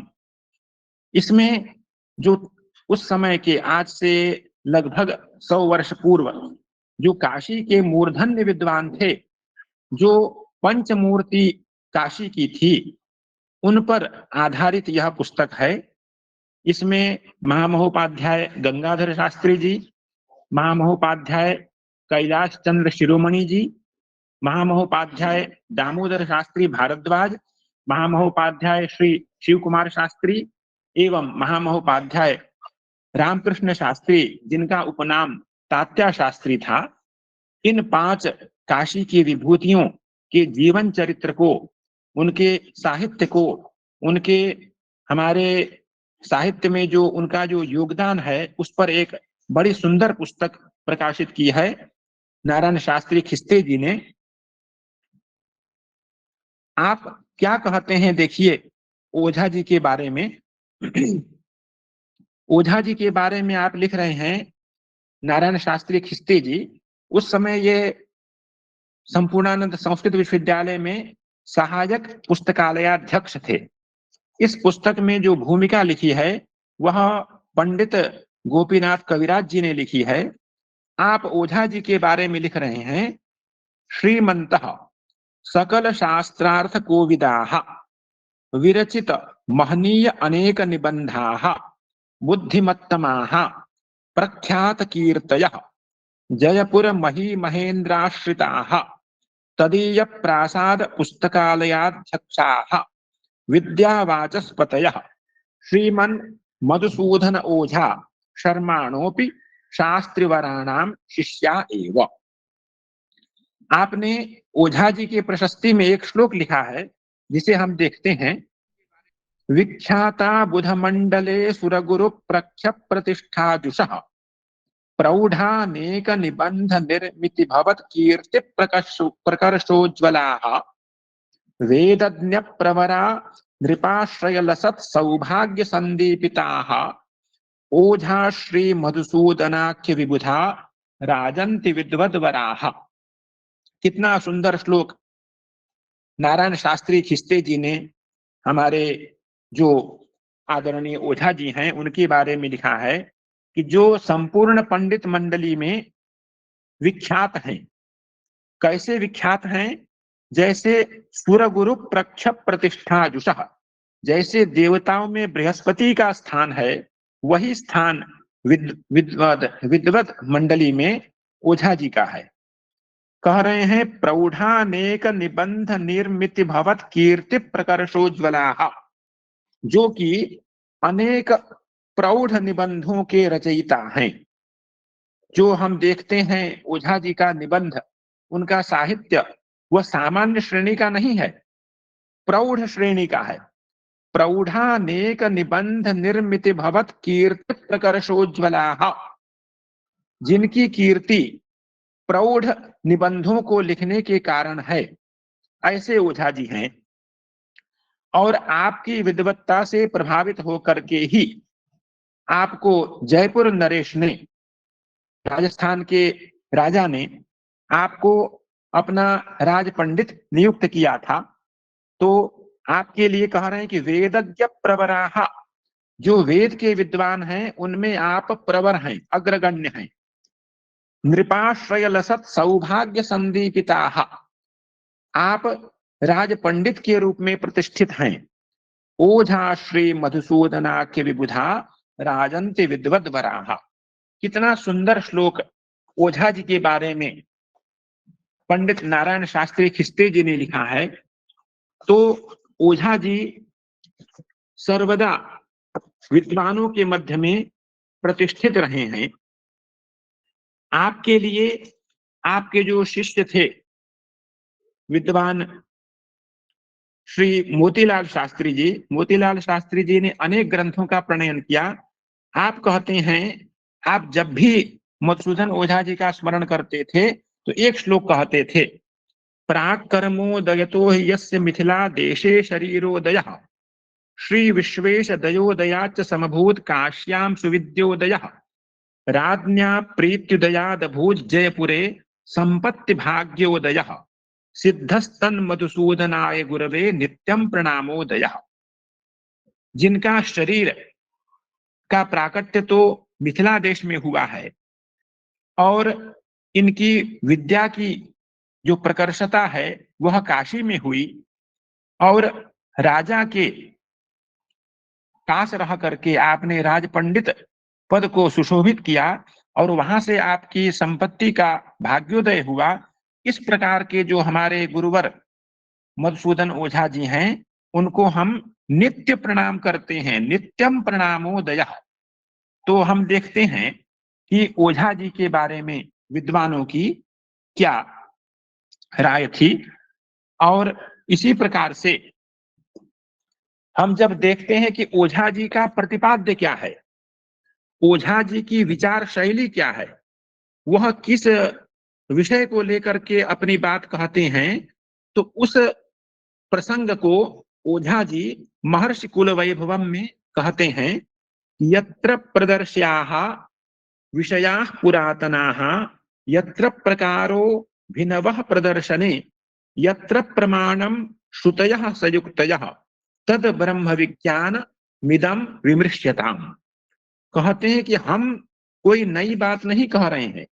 यत्र प्रदर्श्याः विषयाः पुरातनाः, हम जिस ब्रह्म विज्ञान की चर्चा कर रहे हैं वह इस प्रकार का विज्ञान है कि जहां पर कि पुरातन विषयों की ही चर्चा है, उन्हीं के बारे में कहा गया है।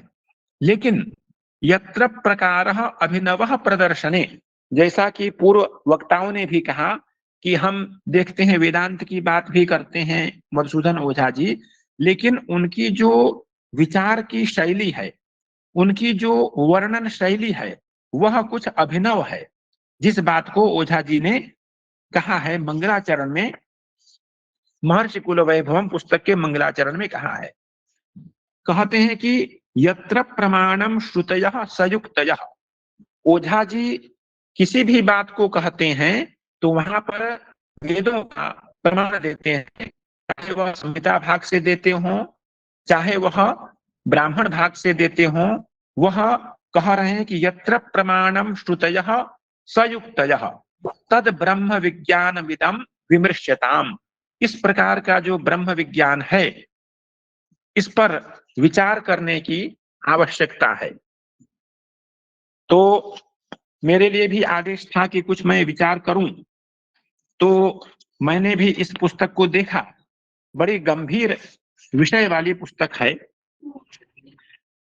इसमें 27 शीर्षक हैं, 27 शीर्षक हैं, और प्रत्येक शीर्षक मैं समझता हूं कि गंभीर विचार विमर्श की अपेक्षा रखता है, प्रत्येक शीर्षक। तो इसमें जो ओझा जी ने चर्चा की है, वह प्रारंभ में कहते, मैं पूरा देख नहीं पाया क्योंकि इतना विषय गंभीर है कि मैं प्रारंभ में ही उलझा रहा। तो उस पर जो मैंने विचार किया, जो मेरी समझ में आया, वह विद्वानों के समक्ष मैं रखता हूं।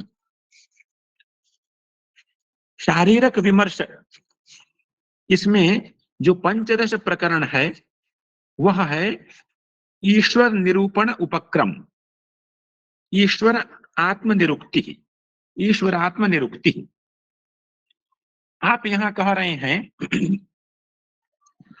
परात्परः पुरुषः पुरम विकारः इत्येते चत्वारः पादाः ब्रह्म रूपम। 4 पाद हैं, परात्पर, पुरुष, पुर, विकार। इसी पर हम थोड़ी चर्चा करते हैं। परात्पर क्या है? परात्पर उसे कहते हैं जिससे परे कोई नहीं है, वह परात्पर है। परात्पर शब्द अनेक ग्रंथों में आता है। सुब्रह्मण्य सहस्रनाम स्तोत्र में भी परात्पर आया है। वेंकटाचल महात्म्य में भी यह शब्द आया है। भगवान विष्णु को परात्पर कहा गया है।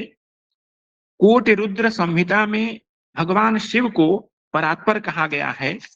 इसी प्रकार पुराणों में भी, जैसे गरुड़ पुराण में भगवान शिव को परात्पर कहा गया है। जब हम लिंगाष्टक का पाठ करते हैं तो वहां श्लोक आता है, परात्परम परमात्मक लिंगम तत्प्रणमामि सदाशिव लिंगम। तो इस प्रकार से परात्पर शब्द से हम भगवान शिव को भी जानते हैं।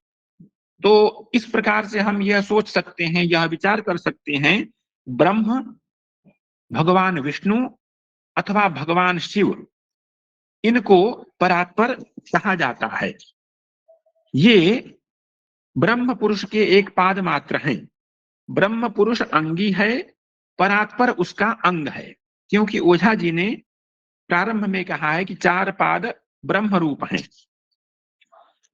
दूसरा जो उन्होंने दूसरी जो बात कही कि पुरुष तत्व क्या है, तो हम निरुक्त में देखते हैं कि पुरुष विद्या नित्यत्वात् कर्म संपत्तिर मंत्रो वेदे। पुरुष की विद्या, पुरुष विद्या, वह अनित्य होने के कारण वेद में कर्म की संपत्ति है। अर्थात पुरुष से तात्पर्य जो लौकिक पुरुष है। लेकिन जब हम पुरुष शब्द का दूसरा अर्थ देखते हैं, तो जब हम वेद के पुरुष सूक्त की ओर दृष्टिपात करते हैं, तो इस पुरुष सूक्त का देवता ही पुरुष है। सहस्र शीर्षा पुरुषः पुरुष एवेदं सर्वम् एतावानस्य महिमा अतो ज्यायांश्च पूरुषः ततो विराट जागतो विराजो अधिपूरुषः त्रिपादूर्ध्व उदयित पुरुषः। इस प्रकार के जो वचन आते हैं, उन वचनों से पुरुष जो है ईश्वर का वाचक है। क्योंकि श्रुति में भी कहा गया है पुरुषान्न परम किंचित, सभी प्राणियों में रहने वाला वह जो ईश्वर तत्व है उसे हम पुरुष कह सकते हैं। तीसरी जो बात कही है ओझा जी ने, पुरम, पुर क्या है? तो इसका निर्वचन है प्रियते पूर्यते इति पुरम, अथवा गेहः देहः। दूसरा अर्थ होता है पुरति अग्रम गच्छति इति पुरम। पुरम से तात्पर्य पुरी से भी है, नगर से भी है, पत्तन से भी है। इस प्रकार के अर्थ हम पुर शब्द से ग्रहण करते हैं। पुरुषेते इति पुरुषः, यह कहा गया है कि जो इस शरीर रूपी पुर में रहता है वह पुरुष है। तो इस प्रकार से यहाँ ईश्वर की भी चर्चा आती है। तीसरा इन्होंने कहा, चौथा जो तत्व बताया है विकार। विकार का तात्पर्य क्या होता है? विकार से तात्पर्य है किसी वस्तु के रूप, धर्म इत्यादि में परिवर्तन। निरुक्त में षड भाव विकारों की चर्चा की गई है। षड भाव विकाराः भवन्ति इति वार्ष्यायणिः, जायते, अस्ति, विपरिणमते, वर्धते, अपक्षीयते, विनश्यति। इन भाव विकारों की चर्चा की गई है। तो विकार तत्व को हम इस प्रकार से देखते हैं। अब इस विकार रूपी पाद को ब्रह्म रूप क्यों कहा गया है, इस तथ्य को हमें ओझा जी के अन्य ग्रंथों से भी जानना चाहिए। तो हम ओझा जी का जो विशाल वाङ्मय है उन सभी का यदि हम अनुशीलन करेंगे, उन सभी के बारे में हम चिंतन मनन करेंगे, तभी ओझा जी की जो दृष्टि है, उनकी जो विषय प्रतिपादन की समग्र दृष्टि है, उसका हम उसका अर्थ समझ सकेंगे। अब इन चार पादों द्वारा जो स्वरूप धारण किया हुआ ब्रह्म पुरुष है उसको षोडशी कहा है। षोडशी क्या है? इस तत्व को हम वेद में देखते हैं। वेद में परो अन्यो अस्तिज आविवेश भुवनानि विश्वा प्रजापति प्रजया सम्ररानः त्रीणि ज्योतिं सचते सह खोडशी यस्मान्न जातः परः अन्य, जिससे अन्य कोई दूसरा नहीं है, अर्थात जो ईश्वर है और जो संपूर्ण भुवन में व्याप्त है, वही षोडशी कहा गया है वेद में। उसी षोडशी की चर्चा आदरणीय ओझा जी अपने ग्रंथ में यहाँ पर शारीरक विमर्श में कर रहे हैं। तो हम जब ओझा जी की चर्चा करते हैं तो हमें वेद के जो मंत्र हैं उनका भी प्रसंग लेने की आवश्यकता होती है, तभी हम अपनी बात को सुधी जनों के सामने विचार पूर्वक रख सकते हैं। आगे ओझा जी कहते हैं कि आत्मग्राम ही भूतग्रामों आदि का आधान करता हुआ आत्मग्राम सहित भूतग्राम सहित सविकार संघ यह अशेष अमर्त्य अमृतमय षोडशी पुरुष होता है। अब यहाँ ओझा जी ने आत्मग्राम और भूतग्राम की चर्चा की है। ग्राम शब्द का अर्थ गांव जो हम अर्थ जानते हैं, इसके साथ साथ समूह भी होता है। जब हम संगीत रत्नाकर को देखेंगे तो वहां कहा गया है ग्रामः स्वर समूह स्यान मूर्छनादेः समाश्रयः। यहाँ पर षड्ज ग्राम, मध्यम ग्राम, गंधार ग्राम इत्यादि की चर्चा आती है। तो हम ग्राम शब्द से समूह को भी जान सकते हैं। अब भूतग्राम क्या है? भूतग्राम के विषय में हम विचार करें तो श्रीमद् भगवत गीता में आता है भूतग्रामस्य एवायं भूत्वा भूत्वा प्रलीयते। तो इस प्रकार से भूतग्राम को हम श्रीमद् भगवत गीता से भी जान सकते हैं, जिसकी चर्चा ओझा जी ने की है। अब हम जब तर्पण विधि में आते हैं तो वहां पर तर्पण के क्रम में आता है भूतग्रामश् चतुर्विधस्तृप्यताम्, कि जो चार प्रकार के भूतग्राम हैं।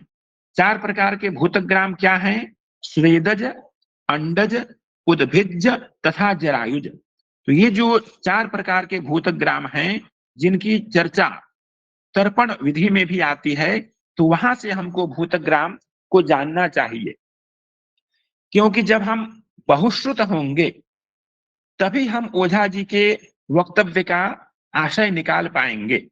ओझा जी के ग्रंथों का अनुशीलन करने के लिए हमें अन्य सहायक ग्रंथों की भी अपेक्षा होगी। जैसे अब ग्राम शब्द की बात आई, तो ग्राम शब्द को हम समूह अर्थ होता है इसको जानने के लिए संगीत रत्नाकर को देख सकते हैं। जब ओझा जी भूतग्राम की बात करते हैं तो हम श्रीमद् भगवत गीता से भूतग्राम क्या है उसको जान सकते हैं। तर्पण विधि में जो भूतग्राम की चर्चा आई है उससे हम अपनी बात को रख सकते हैं। तो जब भी हम ओझा जी की बात करें तो हम बहुश्रुत होकर के तब ओझा जी के विचार का तो हमें अच्छे फल की प्राप्ति होगी। और ओझा जी का जो वक्तव्य है, ओझा जी का जो प्रतिपाद्य है, ओझा जी जिस बात को हम तक पहुंचाना चाहते हैं उसको हम सही ढंग से समझ पाएंगे। तो मैं समझता हूं कि मेरा समय हो रहा है और मैं इतने ही संक्षेप में अपनी बात को कह करके और आदरणीय ओझा जी के प्रति अपनी हार्दिक प्रणामांजलि कोटिशः निवेदित करते हुए हम अपनी वाणी को विराम देते हैं। सभी को प्रणाम, धन्यवाद, नमस्कार। बहुत बहुत धन्यवाद सर, आपने उपस्थित होकर के हम सभी को उपकृत किया और अपने सारगर्भित वक्तव्य से हम सभी का बहुत ही ज्ञानवर्धन किया। आपने इस प्रकरण के माध्यम से हमें प्रेरित किया कि ओझा जी को हम कैसे पढ़ें और इनके पढ़ने के लिए हमें क्या क्या अपेक्षित सामग्री होनी चाहिए, इसका आपने स्पष्ट निर्देश दिया।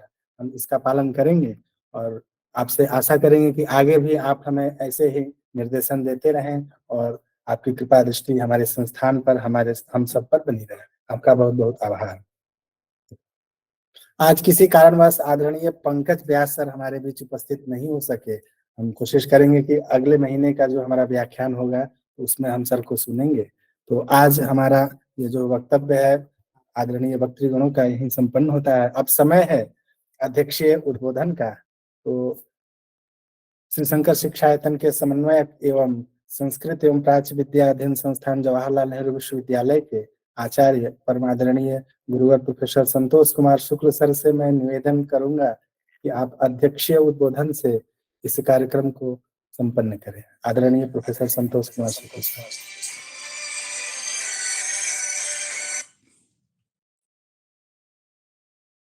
आवाज मेरी आ रही है कि धीरे आ रही है?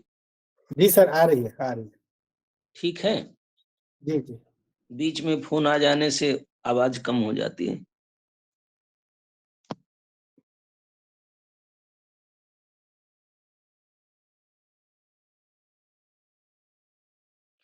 याम मेधाम देवगणाः पितरश्च उपासते तया मामद्य मेधया अग्नि मेधाविनम कुरु। परमादरणीय हमारे संस्थान की प्रबंधन न्यासी आदरणीय श्रीमती रेणुका मिश्रा जी, आज के मुख्य अतिथि आदरणीय शर्मा जी एवं दिल्ली विश्वविद्यालय के आचार्य सोमवीर जी एवं रंजन लता जी गोरखपुर विश्वविद्यालय की आचार्य एवं समस्त देश के विभिन्न स्थानों से जुड़े हुए प्रतिभागीगण, आचार्यगण एवं शोधार्थीगण, आज बहुत ही हर्ष का विषय है कि हम लोग इस संगोष्ठी में, मासिक संगोष्ठी में इतनी संख्या में उपस्थित हैं। यह प्रतिमास का हमारा प्रकल्प है और यह 11वां महीना है शारीरिक विमर्श का। आज का जो विषय था वह अत्यंत दुरूह है। दुरूह विषय इसलिए भी है कि इस पर कोई अनुवाद नहीं। अनुवाद रहता है तो थोड़ा सहारा मिलता है, लेकिन इसके अनुवादकर्ता ने इस प्रकरण को छोड़ करके सभी प्रकरणों का अनुवाद कर रखा था। यह प्रकरण अभी भी इसका अनुवाद नहीं हुआ। ईश्वर के स्वरूप पर ओझा जी ने व्यापक रूप से विमर्श किया है। 16 प्रकरणों वाला यह शारीरक विमर्श है। यह शारीरक विमर्श वस्तुतः ओझा जी ने जो शारीरक विज्ञान भाष्य लिखा है उसी का यह संक्षेप रूप है। ब्रह्मसूत्र पर उनकी व्याख्या है, भाष्य लिखा है। तो समग्र वैज्ञानिक विषयों को यहाँ पर उन्होंने उपस्थापित किया है और ईश्वर के स्वरूप के निरूपण के प्रसंग में बहुत ही नवीन विषयों का यहाँ पर उपस्थापन ओझा जी ने किया है। ऐसे नवीन विषय हैं क्योंकि अन्य शास्त्रों में हम देखते हैं कि उदयनाचार्य ने भी न्याय कुसुमांजलि ईश्वर के ही ऊपर लिखी। ईश्वर की सिद्धि के लिए ही न्याय कुसुमांजलि ग्रंथ का प्रणयन हुआ। और भी एक और ईश्वर पर एक स्वतंत्र ग्रंथ है, ईश्वरवाद है। ऐसे अनेक भारतीय दर्शन में ईश्वर के स्वरूप पर विचार करने वाले अन्य ग्रंथ भी हैं। लेकिन जिस विस्तार से और वैदिक दृष्टि से, क्योंकि यहाँ सब वैदिक प्रमाण और उपनिषदों के प्रमाण, क्योंकि इसके परिशिष्ट में, इस प्रकरण के परिशिष्ट में उपनिषदों को उद्धृत किया है।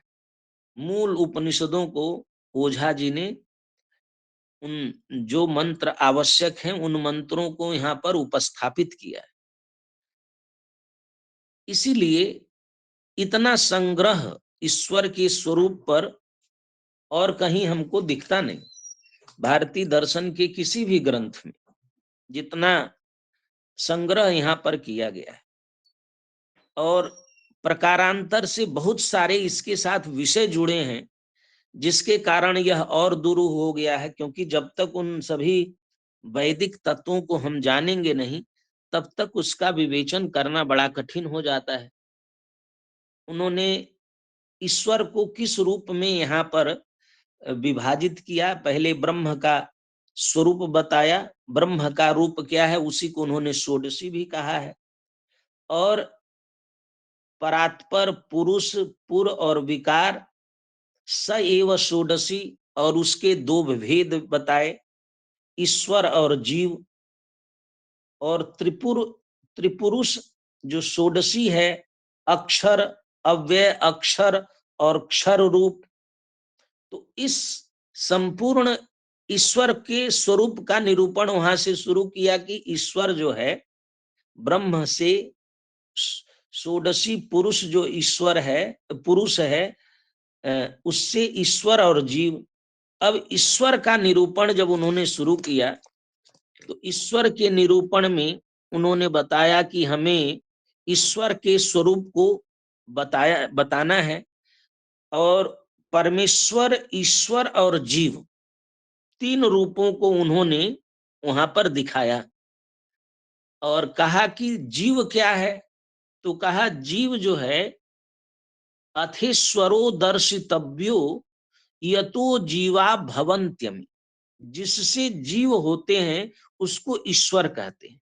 और जीव, ईश्वर क्या है, आत्मा एव ईश्वर, आत्मा ही ईश्वर उच्यते नतु तनु किंतु आत्मा नात्मा बिना, आत्मा में ही ईश्वर रहता है। तो यहां तक कहने के पश्चात इस विषय की कठिनता शुरू होती है कि जीवस्यैव च तस्य भाति परमाराध्यस्य देहत्रयम्। जैसे जीव के तीन शरीर होते हैं, सूक्ष्म शरीर, स्थूल शरीर और कारण शरीर। यद्यपि ईश्वर का कोई शरीर नहीं है, फिर भी इसके भी तीन रूपों की हमें इसके स्वरूप पर चर्चा करनी चाहिए कि ईश्वर का सूक्ष्म रूप क्या है, ईश्वर का कारण शरीर क्या है, ईश्वर का स्थूल शरीर क्या है। स्थूलम सूक्ष्म मथास्ति कारण वपुः तत्रांतरे निस्तनु। यद्यपि यह निस्तनु, फिर भी उसके तीनों स्वरूप की जीव की तरह इसके शरीर का स्वरूप हमें समझना चाहिए। और इसी स्वरूप को बताने के कारण यह विषय ईश्वर का सूक्ष्म शरीर क्या है, ईश्वर का स्थूल शरीर क्या है, ईश्वर का कारण शरीर का क्या है। आगे के 17वें श्लोक में यही कहा कि जैसे यथा तु पश्यामि मनुष्य देहे मांसास्थि मज्जा दिशिरः पदादि तथेश्वरस्यापि त्वनुस्वरूपे नाना त्रिलोकी प्रततिम प्रविद्यात्।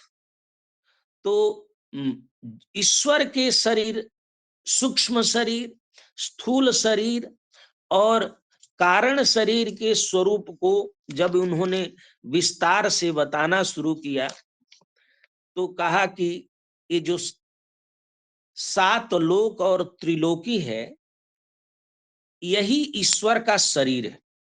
अब 3 त्रिलोकी क्या है और 7 लोक क्या है, इनके स्वरूप को जब ये बताने लगते हैं तो जैसे आदरणीय शर्मा जी ने कहा कि इसमें 27 शीर्षकों में विषय बताए गए।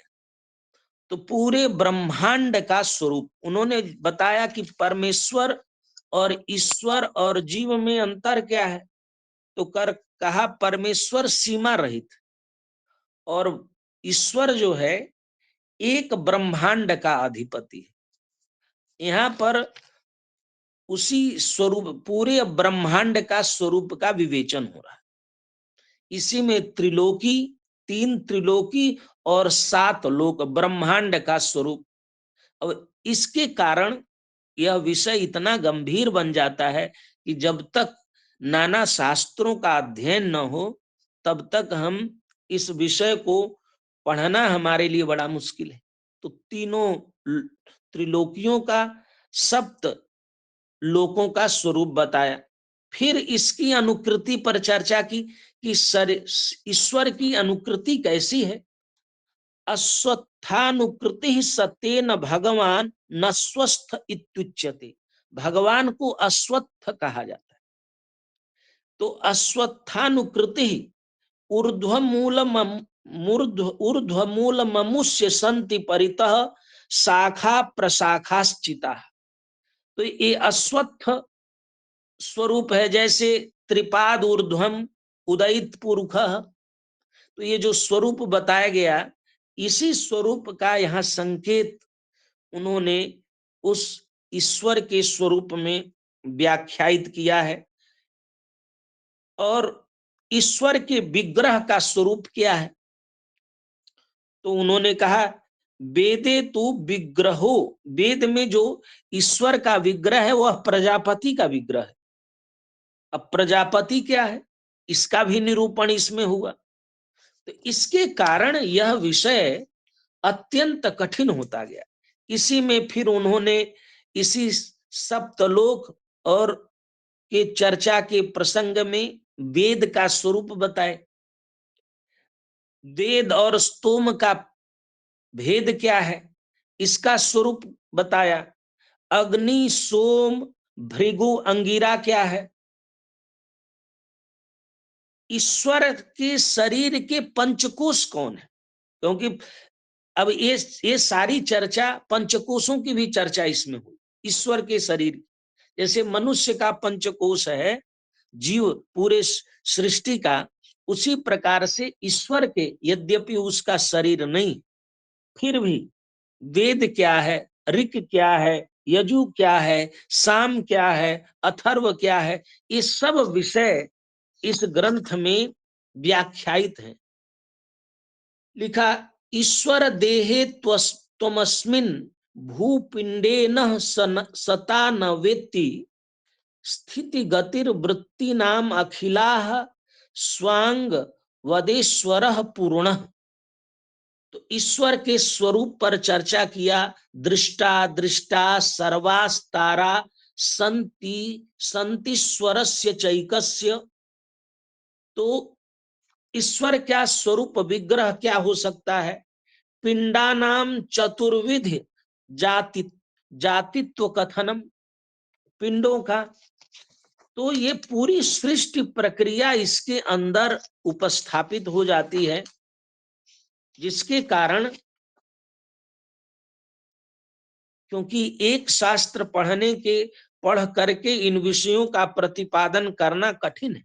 केवल श्लोक का अर्थ बताना और मूल विषय को समझना, क्योंकि ओझा जी ने विभिन्न शास्त्रों से, विभिन्न वैदिक ग्रंथों से इसका संकलन किया है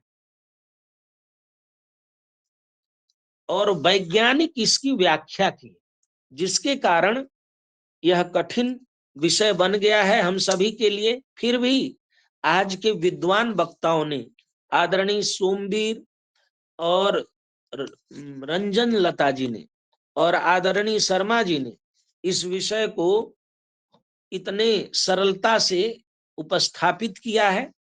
हम लोग इस पर आगे और भी चर्चा रखेंगे, क्योंकि यह विषय सभी 27 जो अंश हैं उनकी चर्चा नहीं हो पाई है, तो हम आगे इस पर चर्चा रखेंगे और विस्तार से हम लोग ईश्वर के स्वरूप में कम विषय है।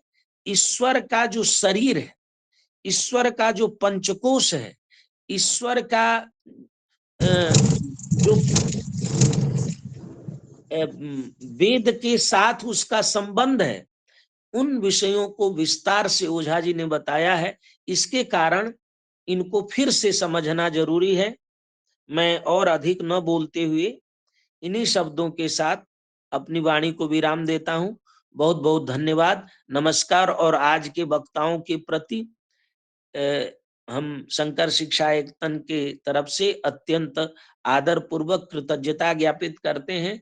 उन्होंने बहुत ही वैदुष्यपूर्ण व्याख्यान दिया है। बहुत बहुत धन्यवाद, नमस्कार। बहुत बहुत आभार सर, आपकी अध्यक्षता में आज हम सब पुनः एक अत्यंत सफल संगोष्ठी के सहभागी बन रहे हैं। यह हम सबका परम सौभाग्य है और आशा है कि आगे जो इस ग्रंथ के जो अंश बचे हैं अग्रिम महीने में हम इस पर पुनः विचार करेंगे। तो इसी के साथ आज यह संगोष्ठी संपन्न होती है और मैं आप सभी के प्रति आभार प्रकटन हेतु अपने संस्थान के शोध अधिकारी डॉक्टर लक्ष्मीकांत विमल जी से अनुरोध करता हूँ। आप सभी को मेरा प्रणाम। यह श्री शंकर शिक्षायतन वैदिक शोध संस्थान द्वारा समायोजित इस राष्ट्रीय संगोष्ठी में उपस्थित आदरणीय सोमवीर जी, आपने श्री शंकर शिक्षायतन वैदिक शोध संस्थान के अनुरोध को स्वीकार करके आप यहाँ पधारे और व्याख्यान दिया।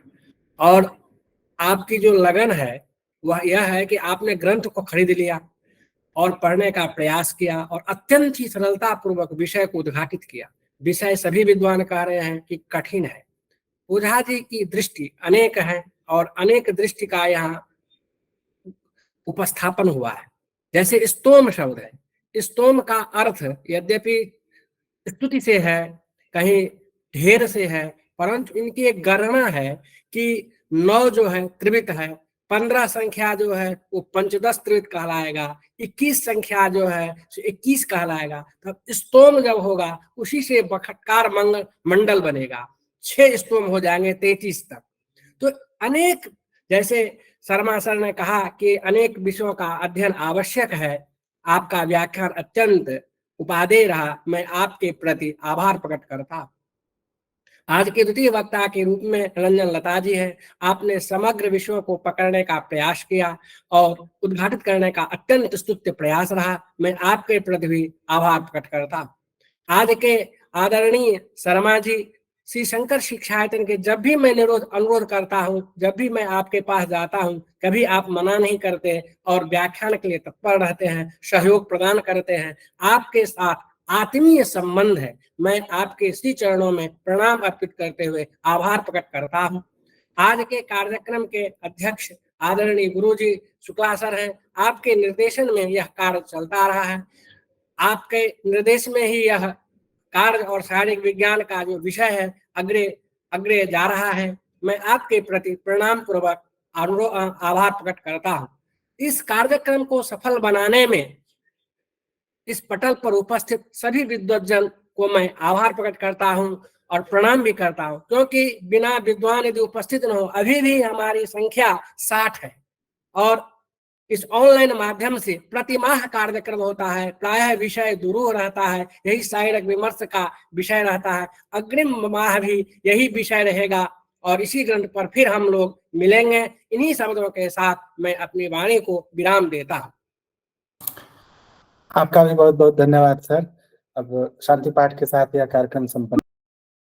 हरि ओम द्यौः शान्तिरन्तरिक्षगुं शान्तिः पृथिवी शान्तिरापः शान्तिरोषधयः शान्तिर्वनस्पतयः शान्तिर्विश्वे देवाः शान्तिर्ब्रह्म शान्तिः सर्वगुं शान्तिः शान्तिरेव शान्तिः सामा शान्तिरेधि यतो यतः समीहसे ततो नो अभयं कुरु शन्नः कुरु प्रजाभ्यो भयन्नः पशुभ्यः। ॐ सहनाववतु सहनौ भुनक्तु सह वीर्यं करवावहै तेजस्विनावधीतमस्तु मा विद्विषावहै। ॐ पूर्णमदः पूर्णमिदं पूर्णात् पूर्णमुदच्यते पूर्णस्य पूर्णमादाय पूर्णमेवावशिष्यते। सर्वे भवन्तु सुखिनः सर्वे सन्तु निरामया सर्वे भद्राणि पश्यन्तु मा कश्चित् दुःखभाग् भवेत्। ओम शांति शांति शांति सुशांतिर्भवतु। आप सभी का एक बार पुनः पुनः आभार, सादर प्रणाम। अब संगोष्ठी यहीं समाप्त होती है।